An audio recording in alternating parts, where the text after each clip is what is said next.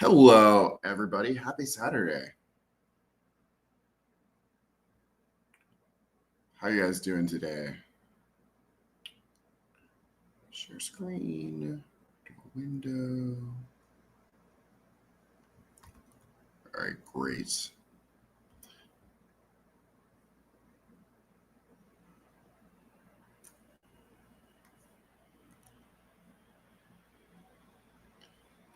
Awesome. We have a notification done.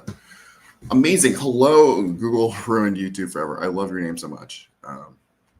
That never stops getting me. It's been a minute. You guys ready for some critiques? How's your week going? How's the copy going? Feel free to drop questions in the chat and stuff as we go. This will be a pretty casual stream. We don't have too many to get through today, so should have some good time for questions and all that fun stuff. What's up, man? How's it going? Yo, big ups. 6 ads. Okay, what kind of stuff are you writing? Talking like meta ads, email copy.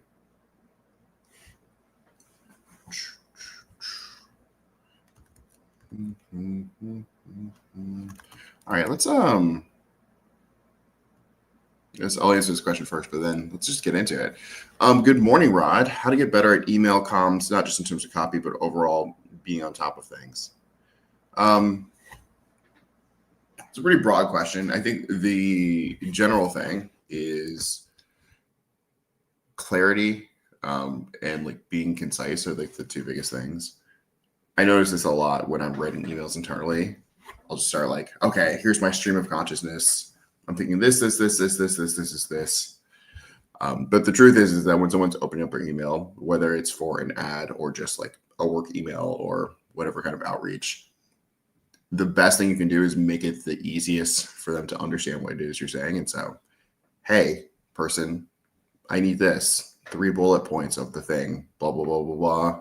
Can you do that for me? Is often the best way to communicate that rather than writing an essay justifying why you want the thing.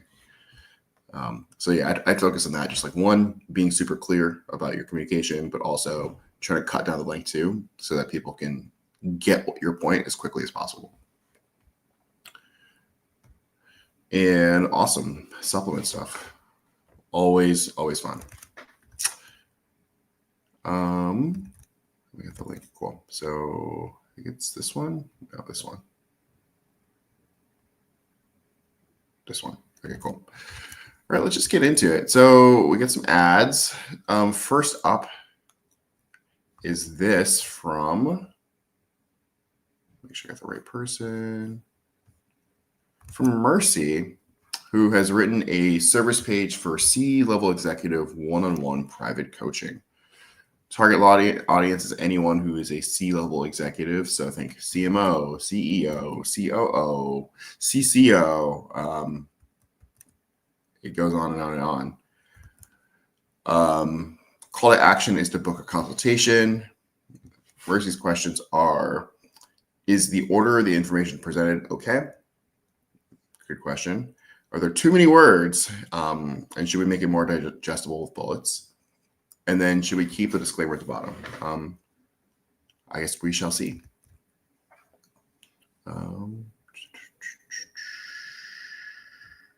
Hey man, how's it going? I also hope that you will learn lots from me. And who writes screenplays for ads? Normally we wouldn't call them a screenplay. We'd call it just like a script, video script, VSL script if you're getting into like that length of thing. But the answer is you do, the copywriter does. So you're in the right place if that's what you want to do. Okay, but yeah, so imagine we're coming in, big, wonderful image here that's really compelling. One-on-one private coaching for C-suite executive leaders. Do you ever wish decision-making felt simpler? With my Apex system, I've helped more than hundreds of executives become better leaders. All you only need is 10 minutes a day to make impactful decisions faster. Got a little button, book a private one-on-one consultation. Okay. Teams I've led. Okay, so this person has some cred here. JP Morgan, PwC, Hilton Worldwide, Williams-Sonoma, Gap. Okay, so big companies everyone knows. With one-on-one private coaching with me, you will be able to execute impactful decisions faster, reclaim control of both work and personal life, achieve higher performance and personal fulfillment. The coaching has had a direct impact on both my confidence and our company's performance. I think this is actually supposed to be a testimonial. So I would put that. Actually, I think what I would say is make this like this bold part here, instead of having it be from the perspective of the person giving the testimonial.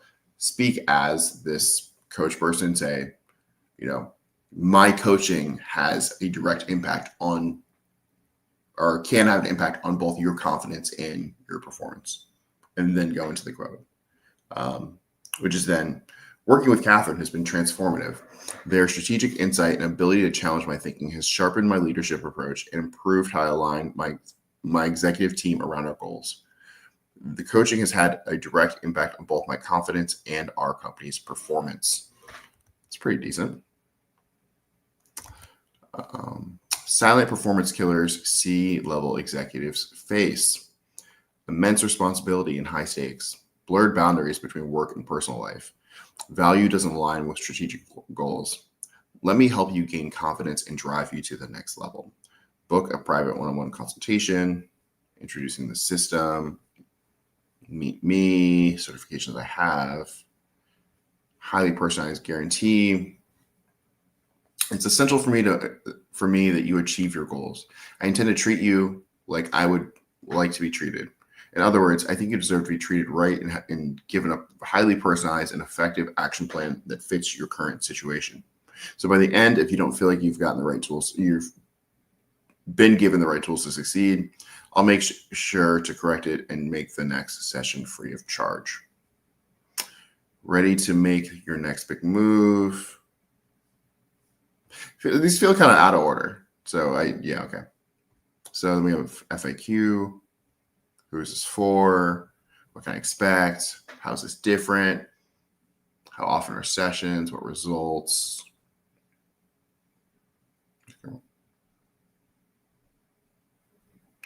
And then disclaimer. To answer your last question first, I don't think I would put this disclaimer here. But let's back up to the top.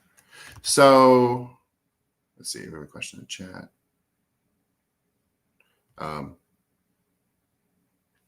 Sam asked, can I email an agency so they take me in as an employee? Yeah, you certainly can. You can cold pitch agencies. Helps to have a portfolio, helps to, be emailing with your experience. But yeah. And I'm a beginner copywriter. Shall I go with finance copywriting? Financial copywriting is one of the harder niches to break into. So it is not my recommendation for the thing you start off with.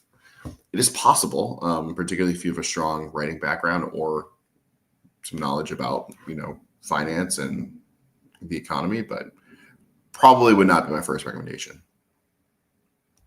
And hola, Dove. Okay, so let's back up a bit and just talk about executive coaching. And I think this is one of those times where we kind of have to say it is really hard to write about things that you do not have experience with. And when I read this copy, I can tell that you have not spent a ton of time talking to, C-suite or just like really high level people in these types of roles before. And that is not like a strike against you, but just some of like the ways in which you frame things or some of the objections you're putting up to like try to overcome are probably not the things that someone who would be seeking out this type of coaching would actually be looking for. So for example, when we talk about C-suite level people, so let's say we're talking about the CEO of McDonald's. The CEO of McDonald's might wish that decision-making felt simpler, but to get to the point where you're the CEO of McDonald's, you have learned probably decades ago that decision-making will never feel simple because there are so many different factors that go into the types of decisions that you're making. And it's all trade-offs. It's not like there's one correct answer that you just have to figure out how to make it or how to get to. And you're being paid, millions and millions and millions of dollars a year to deal with that lack of simplicity. So if you are in a position where you are seeking out coaching or mentorship or whatever, and someone says, hey, do you ever wish that decision-making could feel simple or could feel more simple? That's actually going to be a red flag for you because you're immediately going to be like, oh, this person has no idea what my life is like. I wake up at 5 a.m. every day. I'm not back home from work until, 8, 9. I don't need simplicity. I just need like some stability. I need help like holding onto the rails.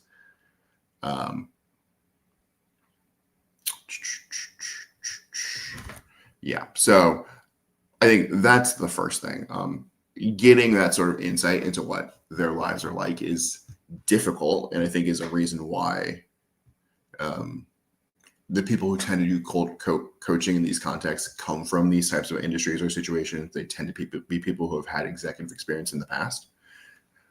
And you cannot just go out there and Google that. I think the easiest way for you to kind of gain that insight is to sit down, if this is a real client, would be to sit down with this coach person and talk to them about, hey, what are the most common problems that people come to you with? What are the biggest challenges you've helped people overcome? Because they're going to give you things that feel a little bit more realistic and are going to actually give you credibility in presenting the problems themselves. Couple other examples, stuff like talking about confidence. Problems with confidence are like, to be quite honest, it's like a beginner problem, maybe a mid-level problem. People who don't have confidence are people who are questioning their competence, like how good are you? And so that's a really normal thing to have, imposter syndrome, when you are getting into a career. It's a normal thing when you're getting promoted into maybe like a mid-level or even like a slightly seniorish role. But there comes a point in your career where you realize that you're always going to be running at new problems that you don't have experience with. And your sort of sense of confidence is irrelevant because you have this proven track record of getting the job done anyway. So if you're trying to sell coaching services to executive people who have learned that lesson potentially decades ago, you shouldn't be trying to sell them, hey, I can make you feel more confident, because that's not what they're looking for. And they're probably already pretty confident in their role. And then also like direct impact on your company's performance is also, it's also a pretty big red flag. Think about the decisions a CEO is making. Like if you were a business consultant and you were being brought in as that person to, help shape the direction of the company, yes, it would be fair to say, hey, I can have a direct impact on your company's performance. That is something I can sell to you. But if the nature of your service is that you're just going to have these one-on-one chats with this executive person and talk to them about how they show up and talk to them about how they can find stability and peace, whatever, downstream of that might be better performance for the company, but that's not something you can really promise because they might have no impact on that whatsoever. What you can promise is to help put them in a better place to make the types of decisions that will, get them to those results that they're looking for. So, that person's going to show up to work and be better and be more stable more consistently when they feel like maybe their work-life balance is in balance, but that they have a handle on it, that they're not missing important life events, that, all that type of stuff. When I think about the high-level people that I work with, it is, there isn't a lot of balance, but they've signed up to that. And the sort of goal is to how do I do both? And so how can we work towards doing both?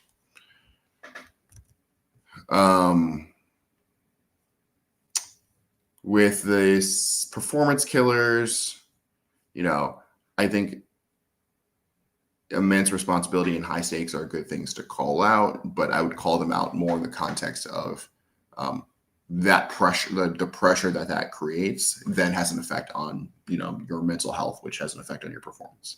And not mental health as in like, oh, you need to go to therapy, but like mental health as in like, when you're constantly under pressure, that does over time have an effect on your ability to perform. And so how do we manage pressure? That's like a great term to use, like managing pressure and responsibility. Blurred boundaries between work and personal life is definitely a thing.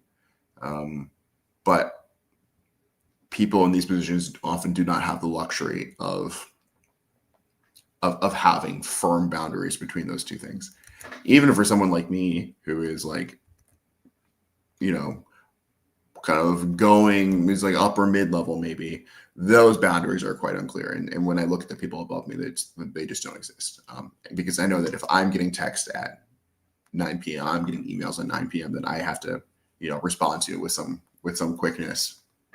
They're getting emails in calls at 5 a.m. at 12 p.m. They're having to fly across the world, on 36 hours notice. It's, don't promise that. And then I think one of the better things you've written here is like aligning value with like the value that you're delivering with strategic goals. Like that makes more sense.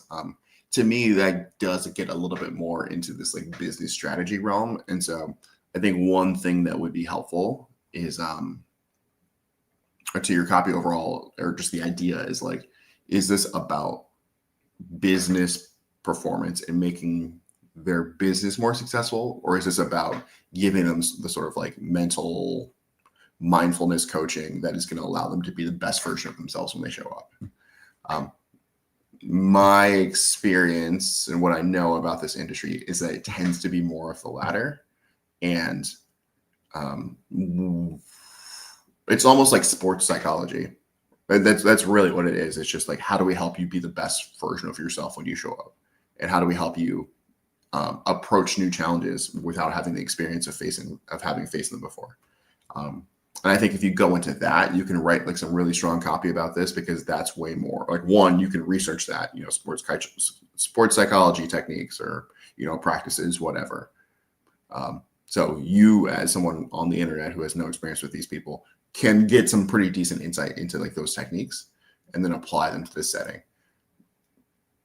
But also then that saves you from trying to give business advice to people with decades and decades more experience than you in these like work environments that you've never faced before. So that's my recommendation. What else? In terms of order of information, I think you definitely start with what you have here. You have your, credibility thing. I would not say it's teams I've led, because it sounds like these are people like leaders you've consulted with. But you could say teams I've worked with, JP Morgan Chase, blah, blah, blah. And then I'd go into the meet your coach thing to establish who this person is, what your personal experience is, because you're in these types of one-on-one situations with this caliber of person, they're immediately going to be like, who is this person? Where have they spoken before? Who else has worked with them? If this person had done like TED Talks or other sorts of speaking engagements, you would want to link them in some place that's easily accessible or visible here.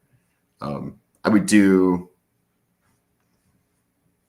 go from there. I would not really worry about like what you'll be able to do, but I would frame the problem of like, these are the biggest performance killers for, C-level executives are X, Y, Z, A, B, C, whatever, like you've done here.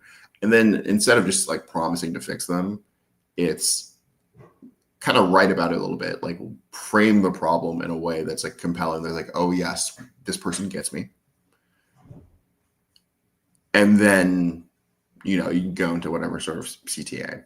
I'd say screw the guarantee. No one needs a guarantee at this level.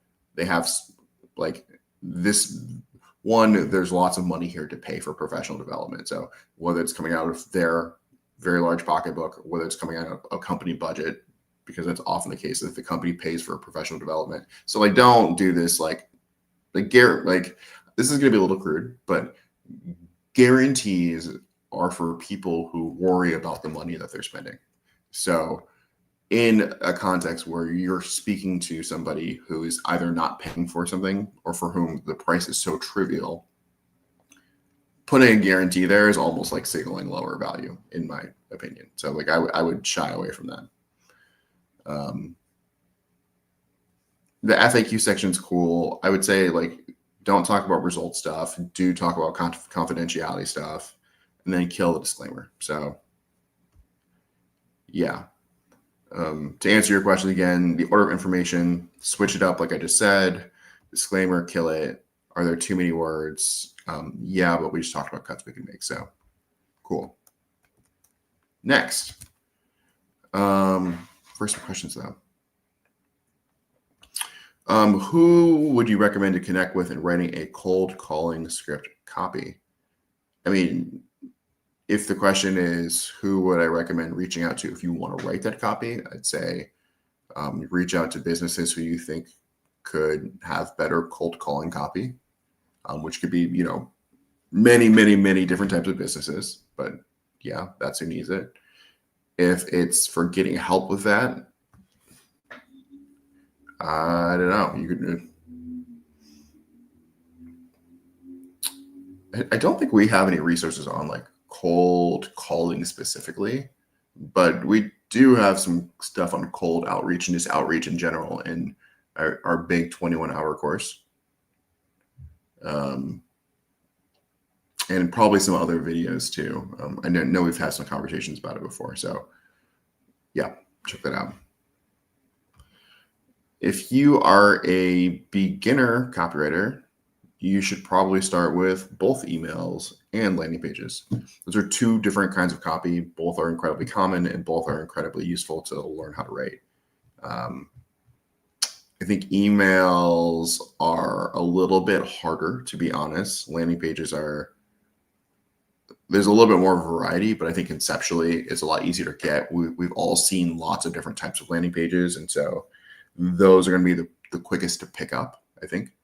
And then, yeah, emails can look like a bazillion different things depending on what the need is. And so if you had to pick one, I'd say start with landing pages just to help you start practice writing copy, and then get into emails as you progress through that.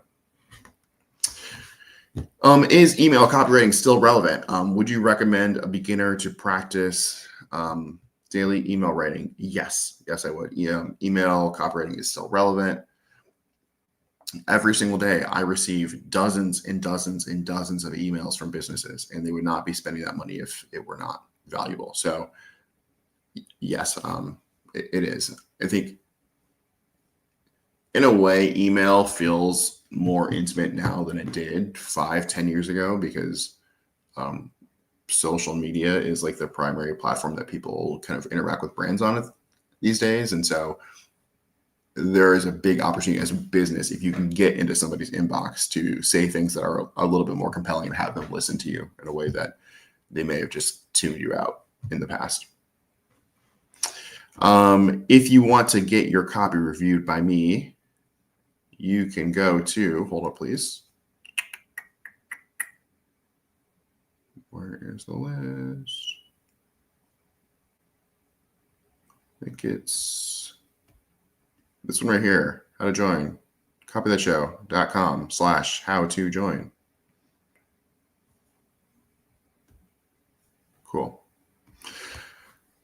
Random Dude 11 asks, if my main goal for copy is to write for e-com physical products, what areas of copy should I focus on most as a beginner? I love specific questions. So thinking about e-com, what are we talking about? We're talking about meta ads, primarily meta ads. So like think about in-feed Facebook ads, Instagram ads, like where people are going to see that copy first, are going to see your product for the first time. Very important. Next, we're talking about landing pages because those ads are going to drive to some kind of landing page. Those landing pages can be, but are sometimes separate from sales pages. One common thing we see right now is like when you click off from Instagram or wherever it is not taking you to like a very long sale, like not a very long landing page talking about it. It's taking you directly to a sales page where you can like just immediately like add the product to your cart. And so those can look a little bit different. So I think about those as well. On the back end of that, I would think about writing emails because, you know, if someone's going to go to a website, they're going to be offered to join, to receive emails and discounts and stuff like that. And so once they do that to get the discount the first time or to never buy, then you have the person in your email ecosystem, and you should start thinking about what sort of message am I doing to, you know, people who are going to be warmer leads at that point, or people who are potentially repeat buyers. So yeah, I think those are probably the main forms of copy you should be thinking about. And then just through the lens of a beginner, to take the pressure off a little bit, just what does a good Instagram ad look like? What does like a pretty good sales page look like? And then start thinking about email sequences, or what sorts of emails that we send to people in e-com context. So that is, you know, maybe a welcome email series. That is a sort of like seasonal promotion type thing, depending on product. That is also, you know, like abandoned cart sequences, like very small, like stuff like that. I would worry a little bit less about getting granular if you're really just starting out, but just to, you know, keep those things in your mind as you start to focus your studies more. I just remember Sean saying something about cold calling is just another channel, usually for B2B. Have to watch the 22 hours again. Yeah, I mean, cold calling is the same as any type of cold outreach. So it is the equivalent of a cold email. It's just over the phone, and people use scripts for that. And so you can write copy for that context. Absolutely. For B2B specifically, I think we're usually talking about industries where communication is, I don't want to say dated, but it's a little bit more individual. You have more dedicated salesmen and stuff like that. And so think about like shipping and logistics industries where, yeah, you can email some 50-year-old dude, but you might get him on the phone more easily than you can get him to respond to an email. And so you might call him up and be like, hey, I'm Bob. I want to sell you this. So absolutely, cold calling is a thing that you can write copy for. It tends to be pretty specific. And so if you were just starting out, I would be thinking about what is the volume of work that I could get for this. And it was probably a little bit lower than other types of cold outreach copy that you could do. Yeah. I think for beginners, literally anything you can get your foot in the door with. But it's less important to focus on industry at that point, and more important to focus on like, am I writing copy? Am I getting better? Am I getting paid for it? I think the goal should be for most people is to get good enough quickly so you can start getting paid for the work you're doing. And as you do more and more work, the work will become easier. You'll make more money. It becomes like a virtuous cycle. The advice I have for you, Shiv, is to just do it. How would I write B2B and SaaS? Like, where can you find desires and pains from business owners? Because it's easier to find regular customers' pain through forums and Reddit. That's an interesting question. And I think, actually, I understand what you're asking. So what it sounds like you're saying is for, let's say, some e-com stuff when you have a product, it is very easy to tell for, I don't know, let's say you want to sell some shoes. You can very easily go onto Reddit and hear people talking about shoes and hear their pain points. And so then you can target your stuff towards that. For SaaS or for other types of B2B industries, it can be a little bit more difficult because there are not as many people on Reddit talking about why they need or their beef with a specific type of like CRM for their email marketing than for, shoes. One, I'd say that stuff probably does exist. It's just a little bit harder to find. If you go to Reddit and you search for like a specific like company, like there's probably, let me just check. Yeah, like if you Google right now, MailChimp Reddit, there is a subreddit for MailChimp and for people who use MailChimp. I don't know who runs it, if it's like the company itself or if it is just like regular users, but you can go on there and hear people talking about their experiences, their problems, the trouble, like the challenges that they're facing with it. If that doesn't exist for the company that you're working for, you can still access that information by looking up like your biggest competitors. And so unless your niche is really, really small, I would guess that there is somebody somewhere on the internet talking about it. So that's one thing.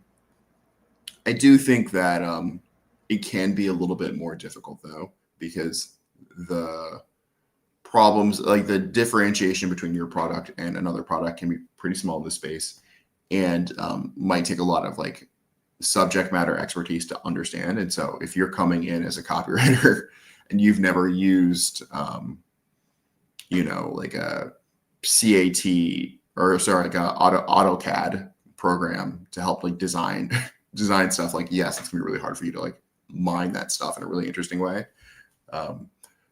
But it is possible to learn. It's just going to take some patience. Hey, sorry, 1 second. Let me just make sure.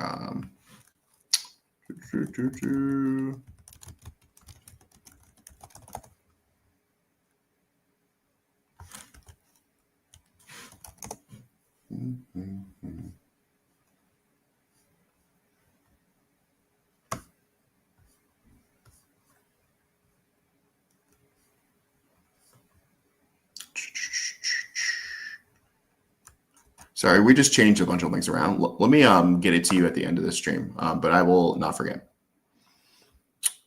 What steps would I recommend for beginners in the AI era? I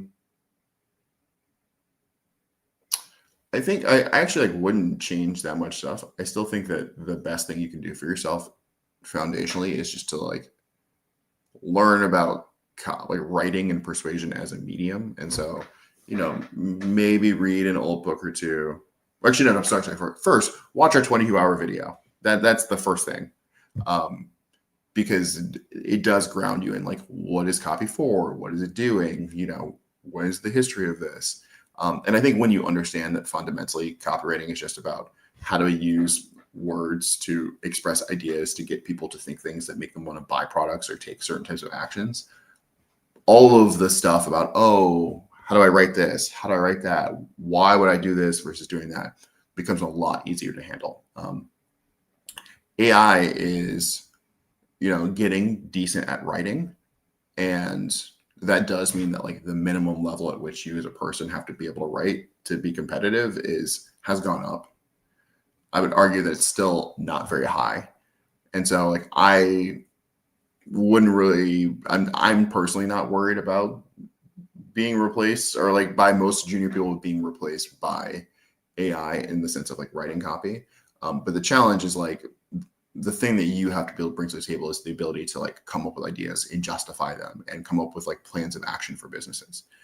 If all you know how to do is take somebody else's idea and write it out into an email, well, yeah, AI can do that pretty decently, and they can do it decent enough that someone can throw into AI, have it churn out some like okay copy 5 seconds later, and for them to edit that.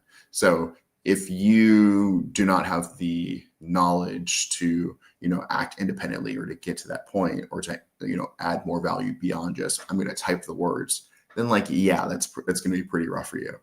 But it's always been rough for that person in the world of copywriting. Those have always been low-level jobs that have not paid very much money. And so it's always been a thing where like, you're doing it so that you can get good enough so you don't have to do it anymore. And so I don't think that we should be super, super worried about that if copy is something that we want to, kind of go higher on and get paid like pretty good money to do. But that does mean that maybe some of those like very, very entry level opportunities won't be there in the same way that they have, in the past. They are still there. So like, I wouldn't worry about that like today, but yeah, I do think about like the other ways in which you as a copywriter are providing value. It's not just, you're not just a typewriter. You are someone who ideates, who brings value through the way in which you think that you should express ideas. Hello. Hey there, Rod. I heard you do brand copy. Can you please expand on that? Like, what is the main focus? Awareness, brand reputation, something else? Ooh. Yeah. So I actually don't write brand copy. I am a brand strategist who works with briefs. Lots of brand copywriters who I work very, very closely with. So what is the main focus of brand copywriting? I think awareness is broadly the thing. When we put out like a gigantic ad on TV, it's typically not, hey, buy these shoes. It's, hey, by the way, this brand exists. I think when you work with the kind of brands that I work with, it is not, hey, we exist, but hey, this is who we are. Just a reminder, we stand for this, we stand for that. Hey, we are really, really, really cool. And so like a term we'll use is like brand sentiment. So like we know that people know us, but how do they feel about us really is like the thing that we're trying to measure. Because at the end of the day, when you're working with like really, really big brands, it's not just do people know you, it's how relevant do they think you are. Think about a brand like Walmart, if you're American, which is a gigantic like grocery store type place, chain. People don't feel very strongly about them, or if they do, it's probably slightly negative. And so like they're a brand who, if they want to invest in it, could use some brand marketing because everybody knows who they are, but people don't feel particularly good about them. Yeah.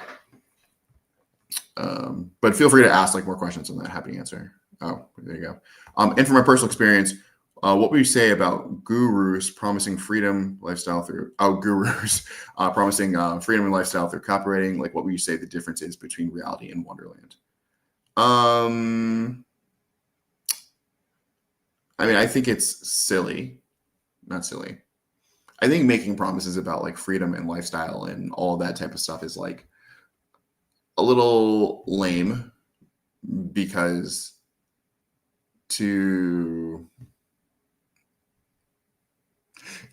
here's the thing. One, it's they're over promising on things that aren't real. I'm going to work for 4 hours, work 4 hours a week or whatever, and just make tons of money thing is not real. Even people who are in positions where they are writing copy for 4 hours a week are doing so many other things because they probably own some sort of marketing business or do this or do that or whatever, such that they are working a ton. They're just not spending all their time writing copy. Or they're so established that they've spent a ton of time working up until that point, then now they can just work a little bit. And so to make the promise to somebody, hey, you're going to have so much freedom and your lifestyle is going to be so easy or whatever, 5 minutes into them picking this thing up is just, it's a lie. It's not true. And it's lame. It's lame for people to do that. So that I do think that copywriting, particularly if you're remote, even more if you're with freelance, offers you a lot of flexibility in the way that you work, which I think is the better thing that people should chase for, because you do have a better ability to control how much work you're doing, to control your income, to work more when you need to make more money, to take your foot off the gas when you need to take a step back for other stuff. I think it's also a trade-off thing where in exchange for that flexibility in a lot of circumstances, there are other things you have to worry about. So if you are a freelance copywriter in a country like the US, you have to pay for your own healthcare, and that can be quite expensive because your company isn't paying for it for you. So that is something that you are giving up in exchange for the flexibility of kind of working however you want. You're always having to, eat what you kill. Like, so if you are not out there getting finding new prospects and selling new people and getting new clients, you do kind of have to worry about, okay, well, am I going to have this money again next month? And so there can be some anxiety there for a lot of people with that. And so it's not all, shiny roses and rainbows. There's real trade-offs there. And so when people are like, oh my God, you're going to make so much money and your life's going to be so easy, there's some ways in which that's true, but there are also some ways in which your life might get a lot harder. And that's tough.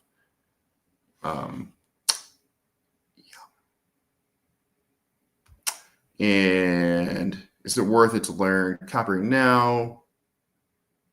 Yes. Yeah.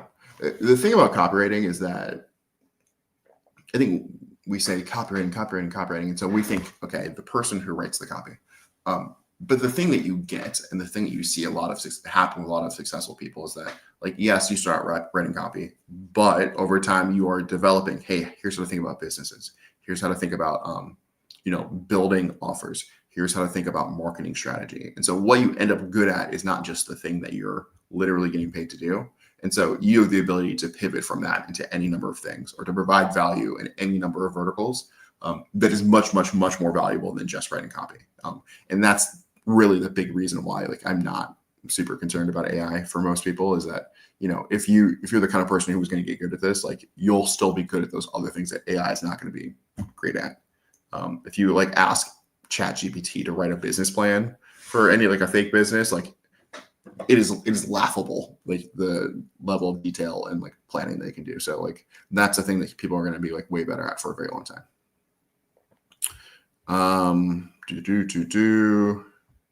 And is it the typical 9 to 5 in the beginning?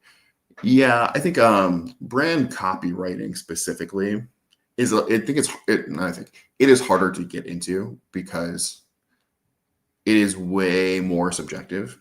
With direct response copywriting, it is, hey, I wrote this thing, people click through at this rate, and we made this much money per click, per how much we spent on these ads, whatever. And so you just have proof of how well you did.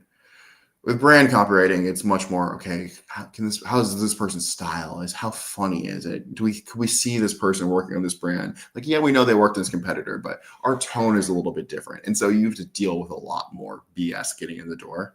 And so a lot of people, go to some form of like school for it, get some training for it.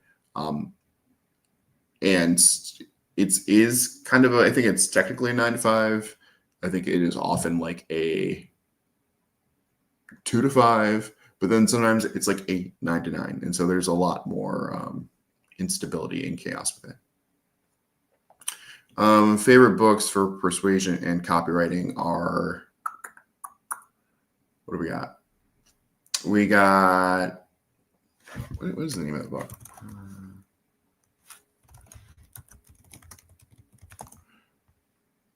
There's one we're just always recommending.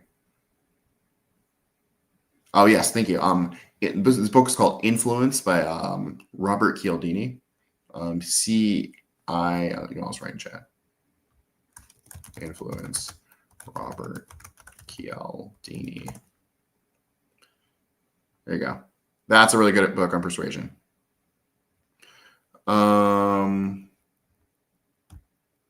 And of course, I'm always happy to talk about brand stuff. I don't get to do that enough here. I think it must be hard to imagine. Yeah, I think it is, and it isn't hard. I think once you've established who your brand is, people, that tends to be pretty sticky. But it takes a lot of work to, build those reps, to build that solid foundation. The real challenge is like you can't stay the same to be the same. And what I mean when I say that is like sort of society's perception of like what it means to be cool is not the same in 2025 as it was in 2015 or as it was in 2005. And so a brand that was cool in 2005 was doing some things that today probably wouldn't be very cool. And so that brand, if they want to still be cool 20 years later, is having to figure out, what's the next version of this? How can we be who we are in a way that still feels relevant and edgy and whatever? And that is a really, really tough line to walk because on one hand, we all know it's cool. If I want to talk, be cool with Gen Z, just use a whole bunch of Gen Z lingo. But if I'm fast food company and I'm out there talking about like Gat, I don't think that the kids are gonna like fuck with that so much. So you can't, at the same time that it's very easy to be relevant, when you lose your identity because of your relevance, and that's also a huge problem, because if you're just saying the thing that's popular, it's really hard to build any equity with that. And I guess a simple way of saying that is like, if you're just saying this is the same thing that everyone else is saying, then you get associated with everyone else, not with who you are. And as a brand, you need people to hear you or hear what you say and immediately think about you, not think about what is trending in society right now. So like that's a huge challenge. I have no role models. All right, next piece of copy. So this is a bit of a weird critique request, but can you look at the way I break down other pieces of copy? I want to make sure I'm doing it right. So front end funnel I broke down recently. My notes are in the transcription file and the product page. The actual video ad is also included too.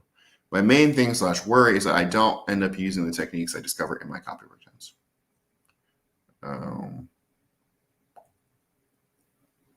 Okay, so what do we got here?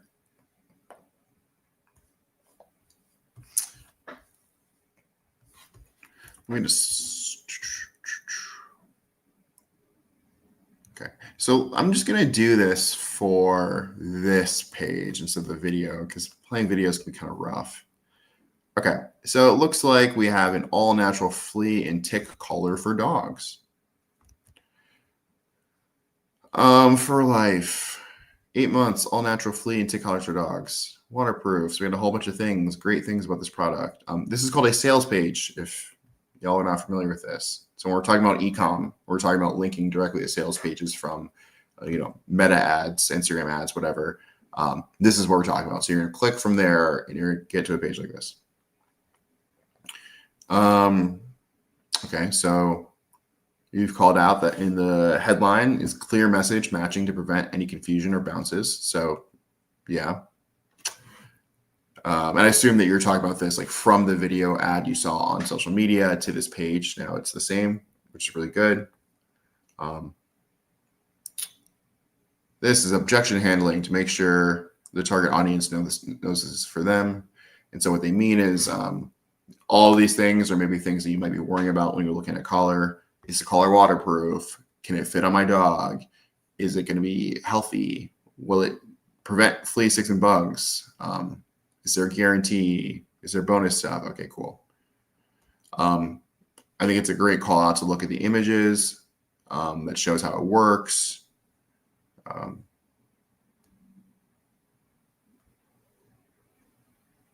then there's like a cross sell here too. So, oh, do you have a cat? Then you can also click here for the cat collar. It's interesting too. Is that a cross sell or is that like because someone who is buying it for their dog might not, like someone who might have clicked this thing thinking they could get it for their cat, but it actually doesn't work for cats. And so here it's another thing. Yeah, it's interesting. It's a good call out. Good thing to notice. Cool. Pain, agitation, and alleviating the benefit. So a single tick can lay all these things, which can cause serious damage. And so we're helping you not get that. Yep, you're right.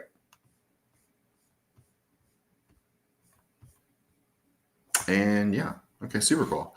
And then your questions were like, I think your breakdown is cool. I think, let me just take a look at your notes for this other video. Okay.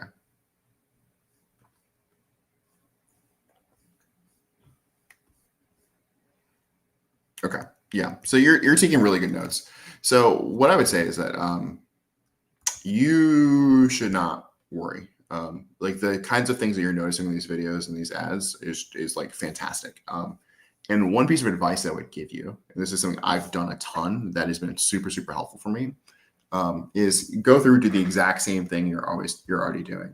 I might get a little bit more granular actually, and see for this one.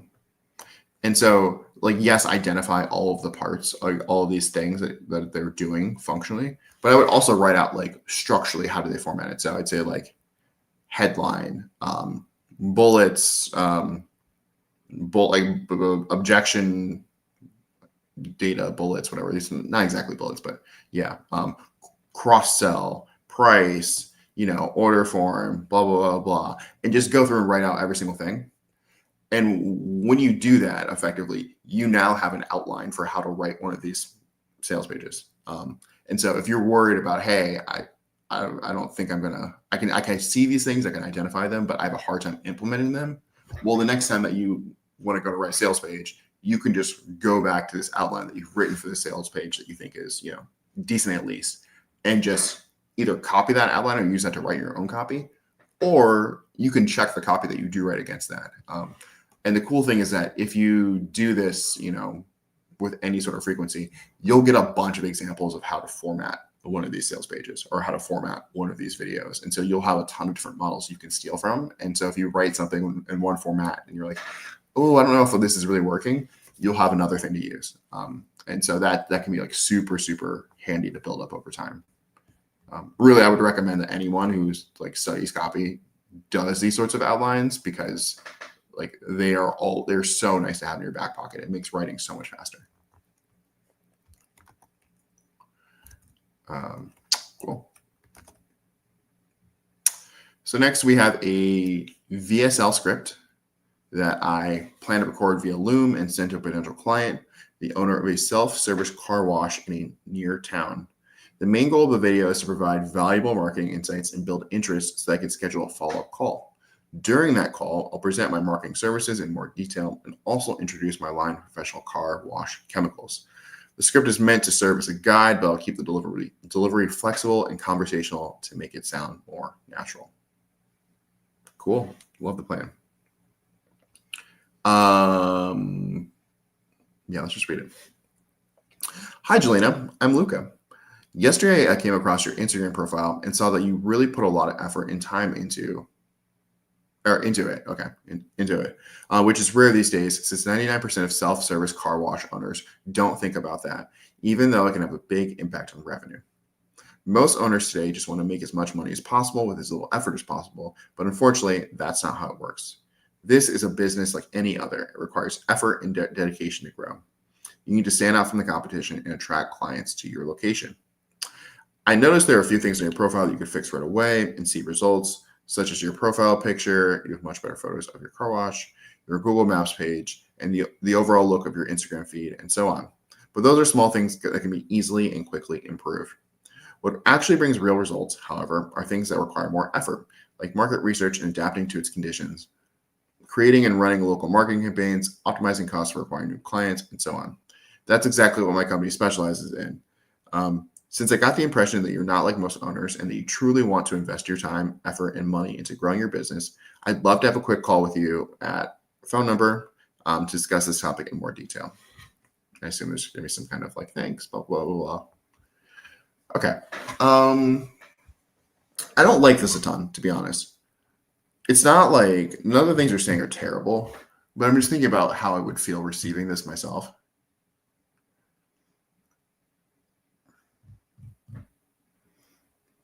And I think there's a couple things I would call out. First things first, like I'd say, like I'd call out, like I came across like your business's Instagram profile. At first, I was thinking, oh, you went to like her personal page, and so that was not clear. And so this person might think, oh, whatever. Presumably, you're going to like DM them this, and so okay, sure, whatever. But this person probably also has a personal page, and so if they open this and they like there might be some confusion there in that first 0.5 seconds that will not be helpful. Yeah, I do think you do a little bit of like grandstanding, like, oh, it's so rare these days, like most people just are just greedy and they want to get rich, which like it's a business. Everyone wants to make money. Like the point is to make money. And so kind of being like, oh, these people just want to make money and like saying, but you're different feels a little, I don't think that's the right angle to come at it with, because this person also wants to make money and you're trying to like help them make more money. And like the kind of caveat here is like, oh, those people there are kind of lazy, but I can tell you work hard. I think it's good to acknowledge that they work hard, but it feels like a very shallow way of appealing to this person specifically, because you could say that for anyone. It's like, it's like going to a bar and like, oh, you're not like the other girls to anybody. Like there's no indication here, or you don't say anything that like really tells me that this person actually stands apart, or that's like proof that this person really does work harder than other people. And so like I think it's tough to say that and have that come across as persuasive.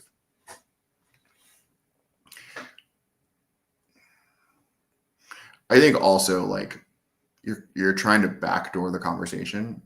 And what I mean when I say that is that like you're coming in like, oh, I just landed on your profile and oh my God, it seems like you work so hard. And oh yeah, you know, businesses these days, blah, blah, blah. And it's not until like the very end that you say that you have a company that does this. And so like it feels not sneaky, but like you should just lead with it. Just be upfront. And so if you're just like, hi, I came across your profile and saw that it's good or whatever. And then you're like, good over because car wash reasons. And then you're just upfront like, I run a business that specializes in, you know, marketing campaigns for your business, yada, yada. And then you say, I noticed, but real results come from blah, blah, blah, blah. All things I can help you with to get XYZ result. I'd love to hop on a call with you. Whatever. Because I think if you just do this, it's like way more straightforward. It doesn't like, because the other thing too is like when you structure your messages like this, like the person can tell you're trying to sell them on stuff like here. And then they spend the entire rest of the message just waiting for you to come, okay, when they're going to say it, when they're going to say it, when they're going to say it. So you may as well say it up front so so it just feels like you're more direct, you're more honest, and more trustworthy, whatever, as opposed to always just trying to like sneak in that thing or find a way to sell them.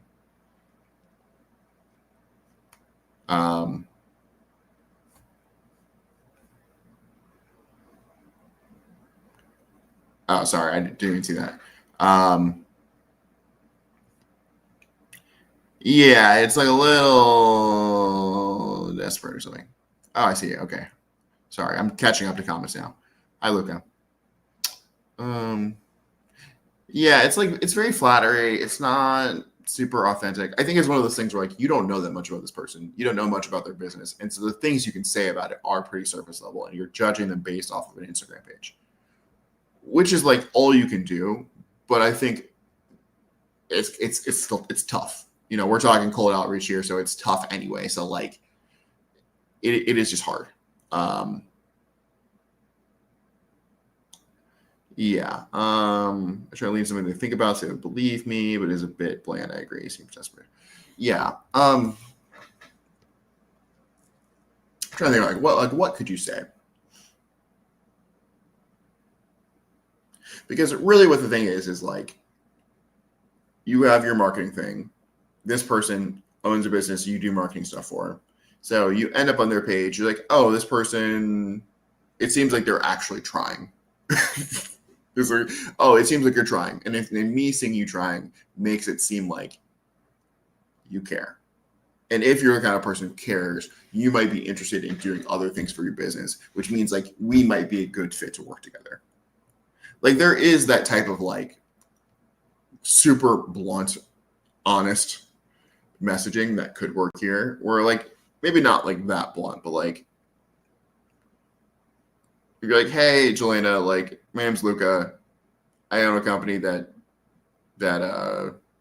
does marketing for car wash pages. I found your Instagram. I found your company's Instagram page and like saw that you like actually put a lot of effort into this. And it seems like it's doing really well. Like I know there's like a couple things that I would immediately improve, and I would just like say those things, kind of like you're doing here, just as some free value, and then say like those are all quick fixes that like you can just like change on your own. So don't even try to like sell them on making those fixes for them, and then go into but like given that it seems like you like care a lot, there are like some things that like my company does that like might be helpful to your business, and maybe you list a couple of them, maybe you don't. I think these sorts of things are good, and then you speak to them in terms of like it seems like you're trying and probably like to grow your business, and my company specializes in doing some things that like do drive real results and give some examples.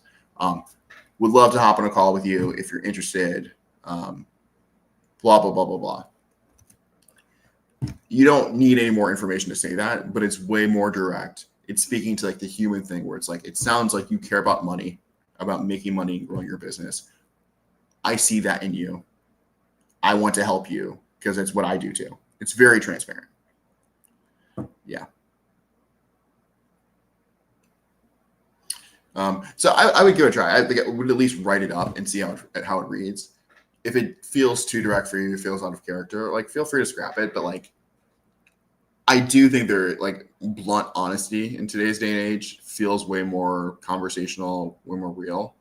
And just as someone who receives DMs, like I would much rather get that than like the generic thing where I'm like, okay, I know I don't need this. I know you're trying to sell me on stuff, but like you're not even brave enough to tell me you're trying to sell me before the last line. Yeah. Honestly, like in this first message, I wouldn't even go this far. Like don't even, because really you're just trying to gauge interest. If the person is interested in the potential to do stuff, when you have your call, definitely have numbers, definitely like have examples of people you've worked with or whatever, all that great stuff. But here it's like, I almost feel like that would be doing too much to be like, oh, like here's an essay on why I'm so wonderful. Other question was,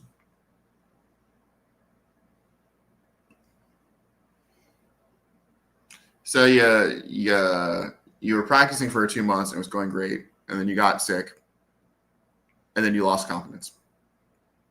I think the real thing is like, and this is less a copywriting thing and more just like a life thing, is like, don't base your confidence on your ability to do things.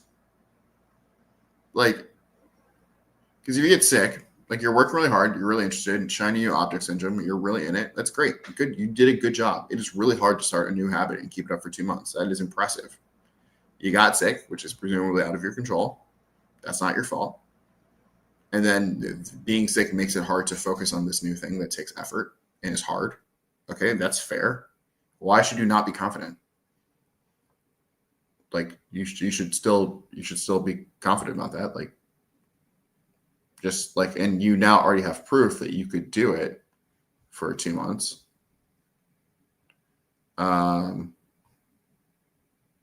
So why not just try again? You did it once, you can do it again. Is the real thing. And I know it's not easy, but like you've already proven that you can do hard things. You've probably done much harder things in your life. Just do it. Speaking of which, you had a question. How does it help the brand?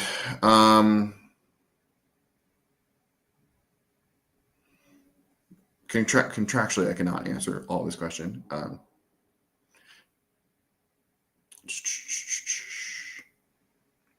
So I think, let me answer this in a very general one. So the question for the audience is like, Nike's Just Do It slogan. How does it help the brand? As a brand strategist, what do I think about Nike's Just Do It campaigns?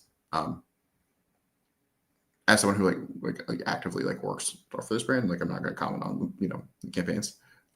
But when we talk about like slogans in general, like what do they do for brands?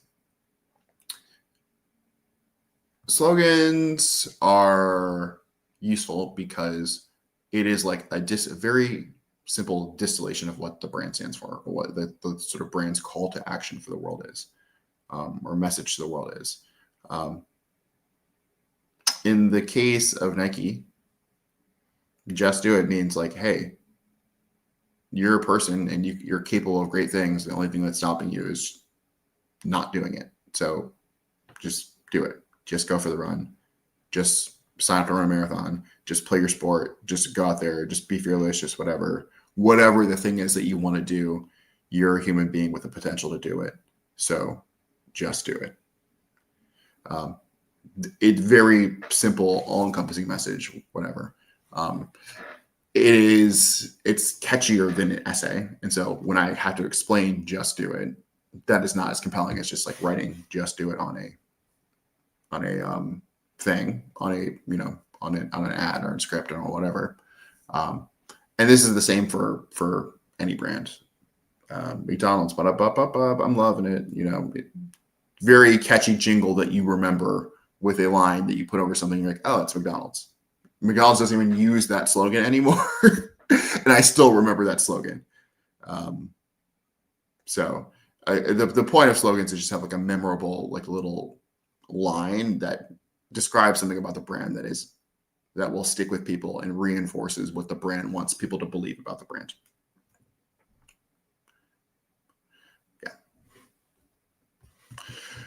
Why do ads on social media seem to hit the more real note with storytelling than classic DR businesses who aren't speaking that personally or in that organically as a friend to a customer? We're sorry.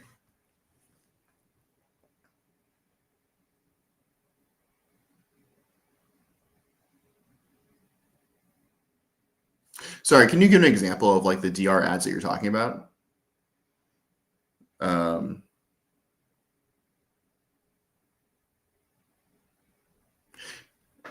Because one way to answer this question is like the DR ads that we might talk about or reference are often like very old school, old timey, just the way in which the relationship between businesses and consumers was a lot different back then. And so naturally the way that we speak to each other is different.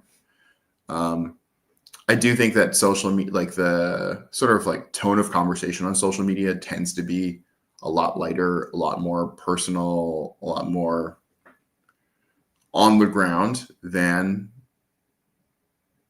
other mediums. So whether that's like on TV or whether that's like in emails, sales pages, whatever. And so the cadence of those conversations of that messaging tends to be very different. Those DR businesses could do that.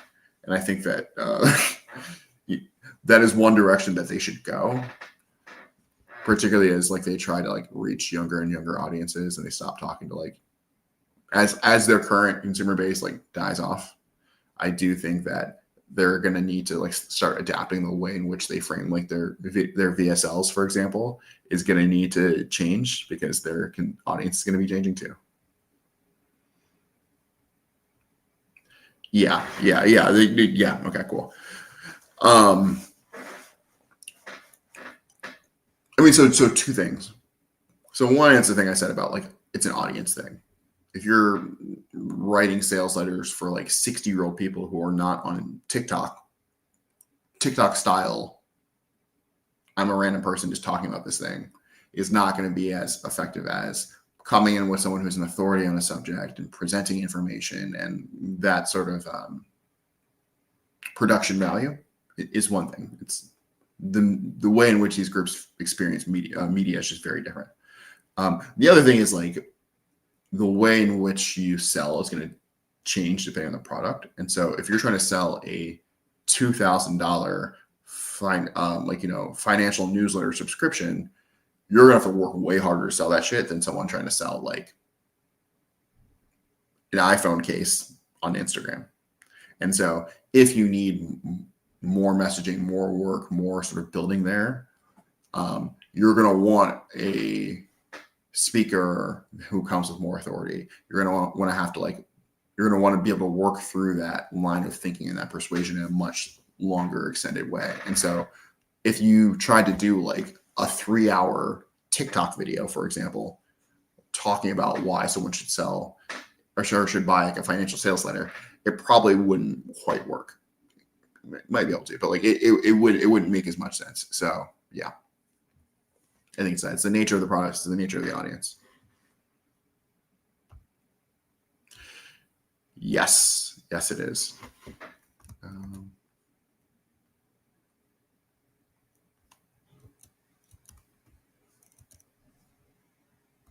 Cool. Next piece of copy. Oh, we got lots here. So we got a fictional brand called New Rest. Sales email audience is a high-performing minimalist seeking to focus better with fewer distractions. Product is a wearable headband that helps with focus and creative flow during work. Pain points, mental clutter. They're always distracted. Okay, cool. So it's a sales email. So this is going to be linking to a sales page. So fewer distractions, way more focus is the subject line. I think immediately I'm like, we can beat this subject line. But preview text for those seeking mental clarity. Hey there, name. Hey there, Rod. I used to think I wasn't meant to do deep work. I'd work and just drift off to space. I even lost my job due to losing focus and falling behind. It was unbearable. I need to think of something, or I'd have been hopeless. Okay, sorry. I need to think of something, or I'd have been homeless. Then I realized focus isn't about willpower. Focus is all in the brain. So I teamed up with neuroscientists and psychologists to develop NeuroRest, a wearable headband that keeps you focused. The NeuroRest headband even helps you sleep better at night. 15,000 people have already increased their productivity and focus. This offer won't last long. If you click now, I'll throw out a 40% discount. Click here. Stay focused, Rod. NeuroRest. Okay.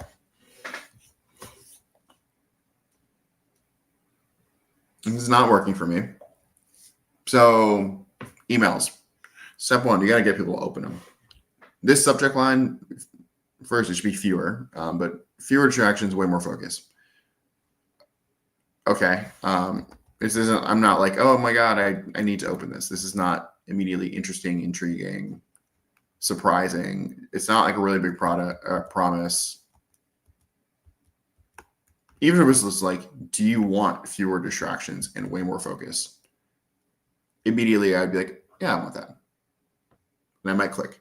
But just this is just like, it's not even a statement. It's just some words. So like, make this more interesting. For those seeking mental clarity, everyone is seeking mental clarity at all times. Maybe not everyone, but like most people want mental clarity. But like, how do you make this something that's like undeniable? Like if the gap between you and the thing you want is mental clarity, click, open this. You need to read this. You like give me the urgency to actually open this email, because this preview text is working with the subject line to get me to open the email. And right now, neither of them are saying like, you need to open this now or your life will suck forever. Obviously you don't have to be the hyperbolic with it, but yeah.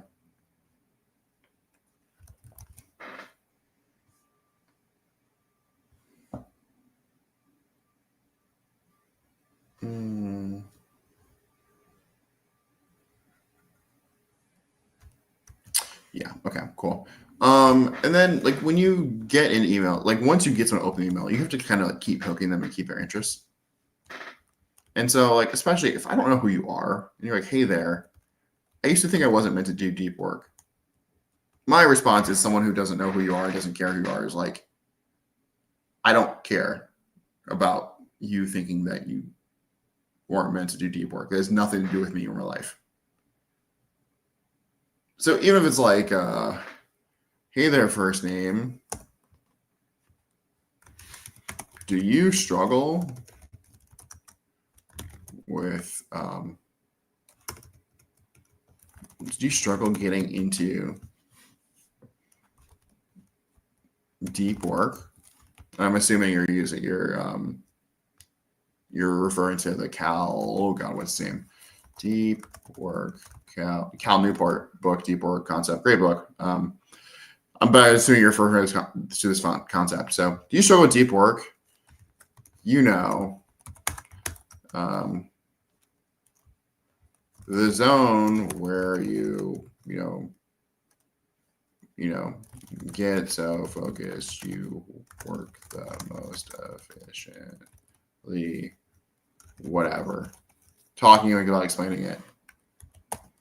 And then saying literally what it is, and then you kind of suggest why you'd want it. So do you struggle giving deep work? The kind of zone where you whatever. In today's world,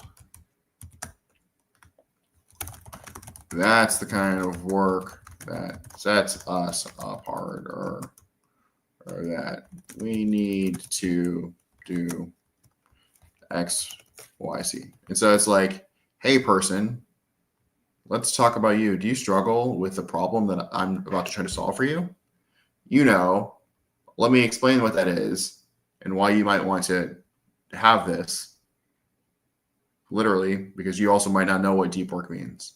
And then I'm going to tell you, yeah, that's really, really really important today because of XYZ bigger reason than just whatever. So in a world dominated by AI, the thing that separates humans from AI is their ability to get into deep work and focus, blah, blah, blah, whatever. So make it feel bigger than just call out the person's problem and then tell them that the problem is bigger than they even thought it was.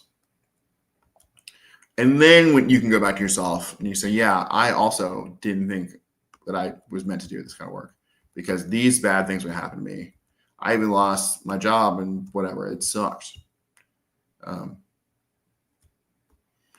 Going into homelessness is it's kind of a jump.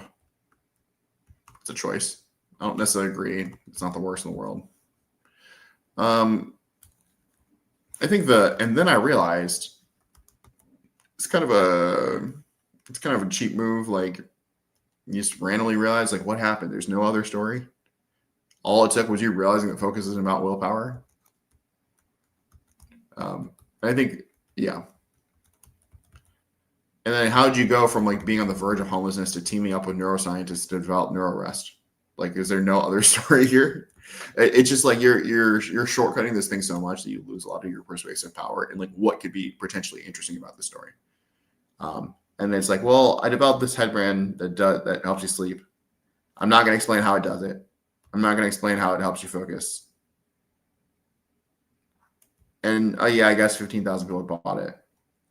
You said this offer won't last long, but you haven't told me an offer yet. You haven't told me it's on sale. You haven't told me where I can buy it. It's just you're saying there's an offer, but we've seen no offer. And then a 40% discount out of nowhere for this thing you've heard of for the first time sounds too good to be true. And so what are we doing here? So I would just reconsider this whole second half because it could be a lot better just by you kind of leaning into it.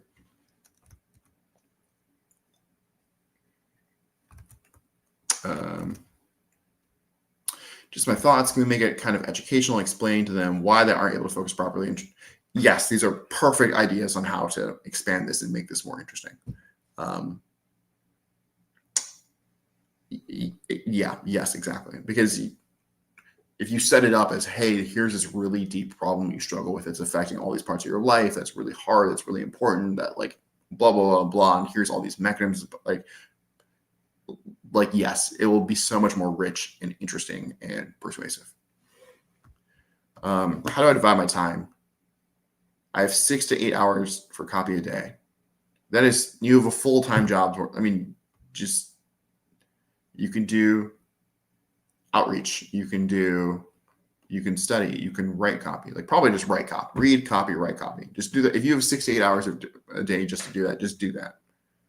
And after a week or so, start applying for jobs. Okay, here's the actual advice. If you have that much time per day, go watch our 21-hour video. Just do it. If you've already done it, do it again. I don't care. Do the things we said to do in the video. Start reading copy. Start writing copy. Start building a portfolio. Once you've gotten to a decent place for that, just start applying to jobs. If you have that much time every day to write copy, just get good.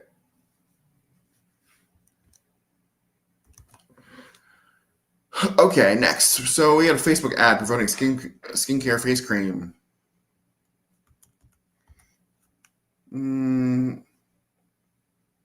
Goal is to get them to click. Reader, women aged 25 to 45 with dry, flaky skin. They want smooth skin. They want the skin to feel nice to touch. Okay, so the idea, I love that you have an idea, is that these things usually come from a weakened skin barrier. Okay. And when that barrier breaks down, the skin starts to lose moisture, which leads to dryness, roughness, flakiness. Okay. And so if you want to fix the barrier, you got to restore, you got to strengthen it.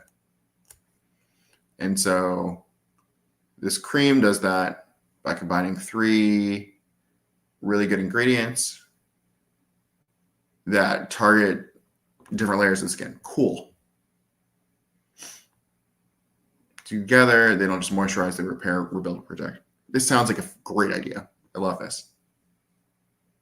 And so the offer, oh, this is cool. So Q-Bal's Hydro Repair Cream for discount, reframed it as 15%. Cool. Cool. I love the setup. So context, this is a German brand selling into a German market. I've written the ad in English so I can review it. The main persuasive power will come from the video ad. Okay. So I'm not going to worry as much about like the specifics of the language. I've also included several hook ideas below. I'd really appreciate your critique on those. I won't be able to join the live stream, but I hope you're doing well. And thank you, Advanced Refit. I hope you're doing well. Hold on. Who is this? Who is this person? Mario, you're a fucking boss.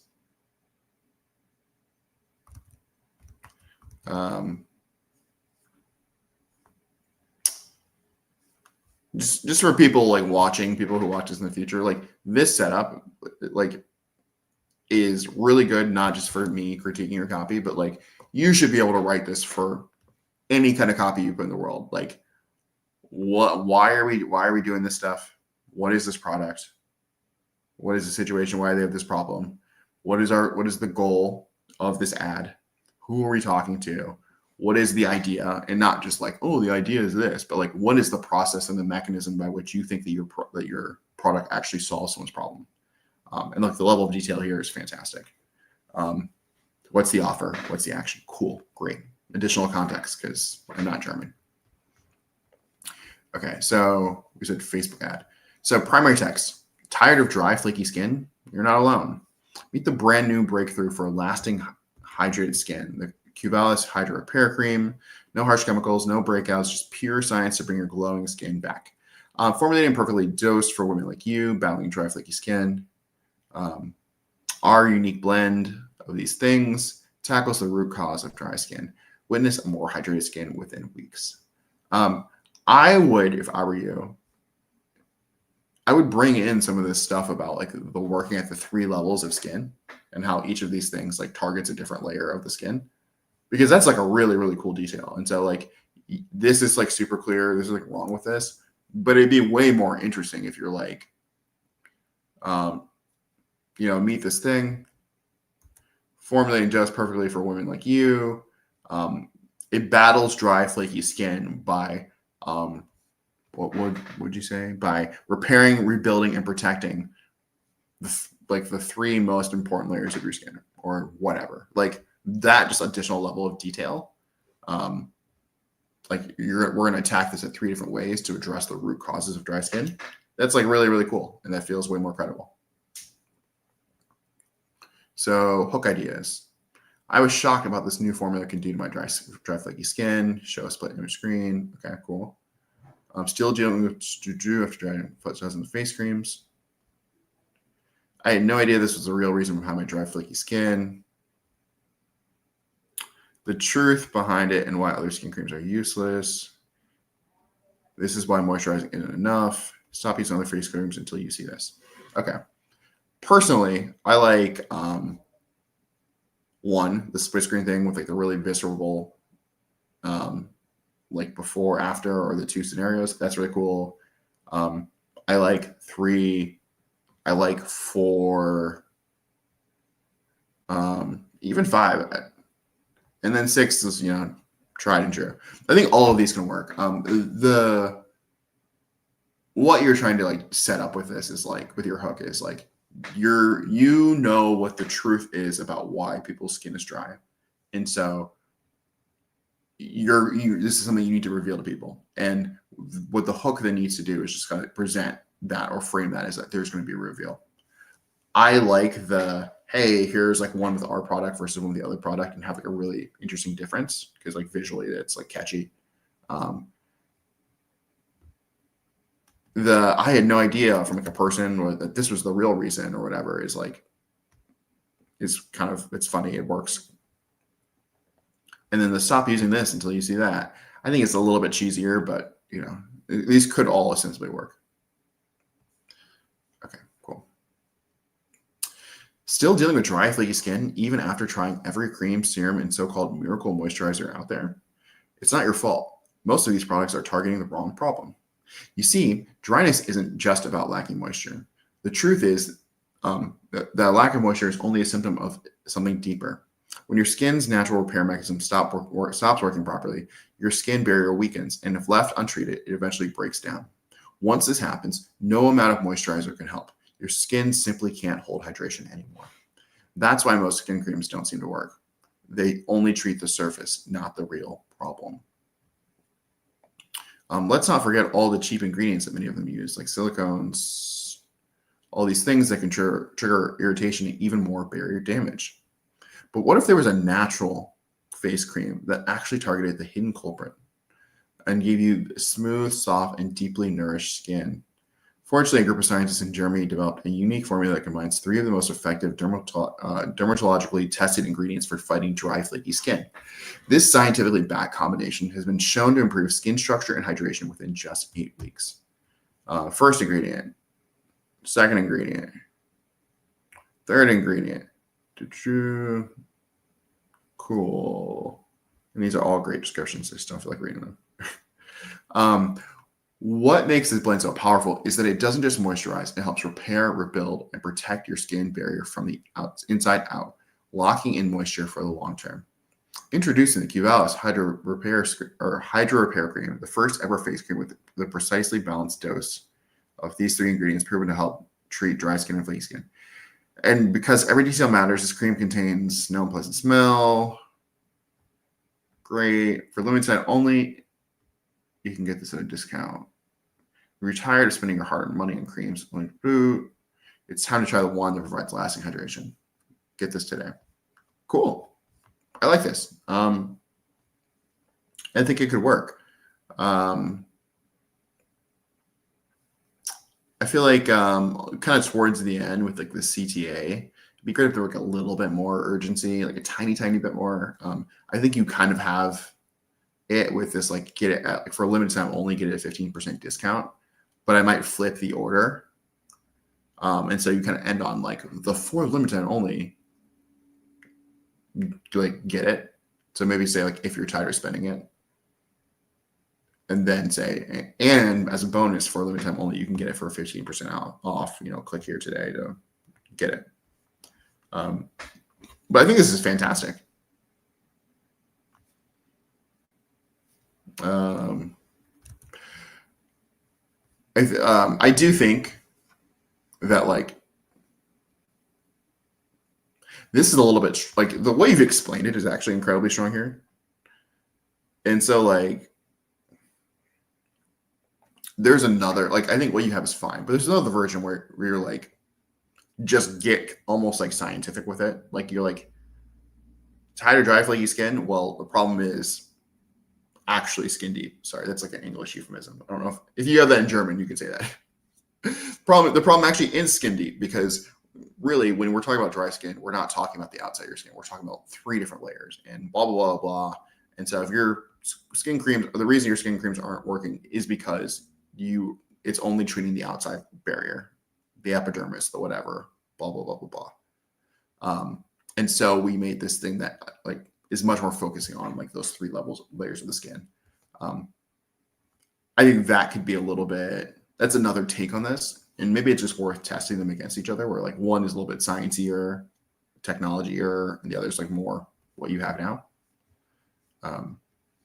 Because like this is like your explanation of this is like very concise and good. So yeah, great job though. What do we got?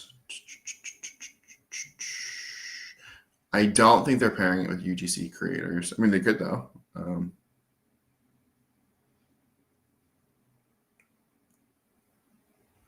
Yeah, and then you think about like, okay, going into what season? It's about to be winter, so it's about to be really dry and dry skin in winter, and so So sorry. So one, you could use that kind of framing, but also you could pair it with other products. And so yeah, that's a great point. All right, what do we got? We got some fundraising creative. Giving Tuesday campaign for a nonprofit that supports education for underprivileged children. Oh, what a great cause. This will run on Meta and email. So we had a carousel.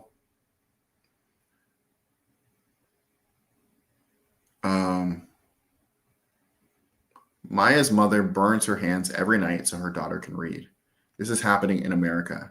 Tonight to 3.2 million kids. Help us turn the lights on.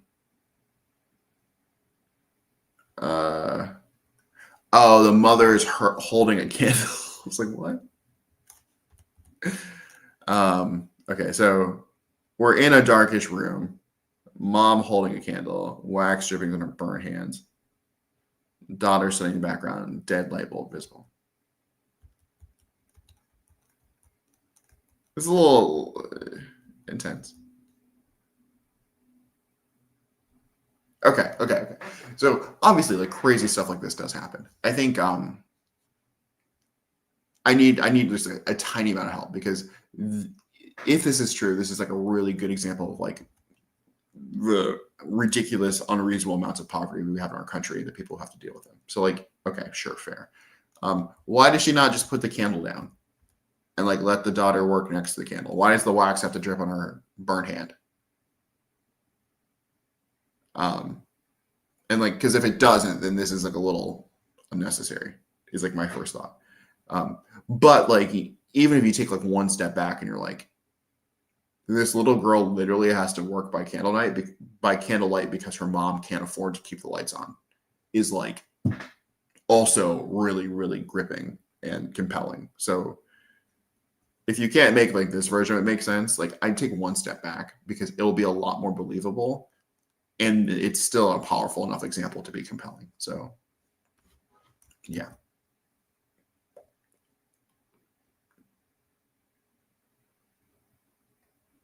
Yeah. Okay, Mo, if you're here, tell us about an example, please. Is like, why can't she put the candle down? Can she not afford a candle holder?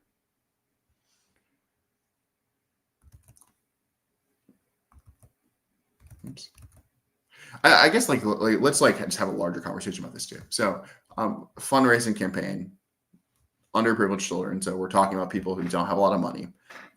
Really, really great cause. And like, I think one of the things about, I think presumably this is the United States. Yeah, okay, this is the United States. One of the things that people don't realize about the United States is that we have a lot of like really, really poor people. We have like so much like actual legit poverty that like we would only associate with other countries. And the vast majority of Americans are just completely unaware of this. And so it's a really powerful thing when you can pull some of those stories out and put them in front of people and be like, this is happening in your backyard. Are you really okay with this? And a lot of people were like, actually, I'm not. Let me give you my money so we can make this slightly better. And at the very least, I can sleep better at night. So what you're doing here, pulling these examples, is like fantastic. It's just we have to make sure that they're believable enough, even if they're true. Okay, it's okay for the sacrifice goal. We have to make sure that they're believable enough that people can lean in and like just like take them without like thinking about them. Because once they start breaking them down, we're like me, where I'm like, why does she have to hold the candle? Why does she have to burn herself? Couldn't she just like set the candle? Like, well, a candle, she can't afford a candle holder. It's not like in a jar. It's not whatever. Dial it back 10%. It's still really compelling. Because if you show, a mom and a little girl wrapped like in a room and just in a blanket or something. Like that is like still kind of crazy.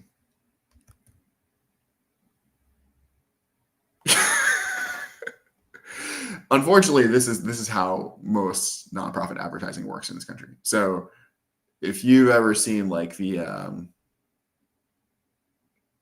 ASPCA, like those animal commercials where it's like, look at all these like animals who have no homes that love them and blah, blah, blah, blah, blah.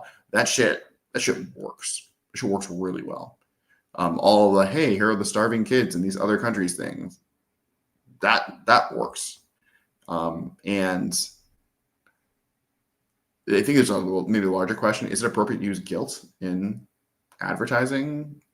And we can argue about that. I think my take is if our presentation of reality, of the facts of how things literally are, makes you as a viewer, not like you personally, but like makes someone as a viewer feel bad or feel compelled in a way to give money, to open their wallet, to change the situation, that is not a reflection on the advertiser. That's not a reflection of like the state of the world. And if that person feels so bad about the state of the world that they want to give money to change it, that's probably not a bad thing. Because what's the alternative is to like let them live in ignorance of how things actually are.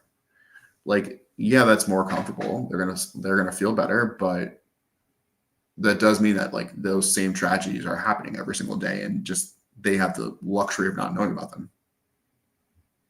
Yeah, and it's like it doesn't feel good. Like absolutely, I think that's like completely fair. But I do think from like a more pragmatic viewpoint, like if we can acknowledge this is true, this happens in our country, and we can acknowledge most people don't know about it. And if you find yourself as someone in a position where you are trying to make change, you are working in a nonprofit, you're volunteering, you're whatever, I don't think it's reasonable for us to say to that person, hey, you shouldn't tell, like, we know you care about this issue, but don't tell people about it because they'll feel bad. It's like, well, that person cares and they want to change. And if telling people makes them feel so bad, they actually help them change the thing. Like, that's actually strategically a really smart thing for them to do. Yeah.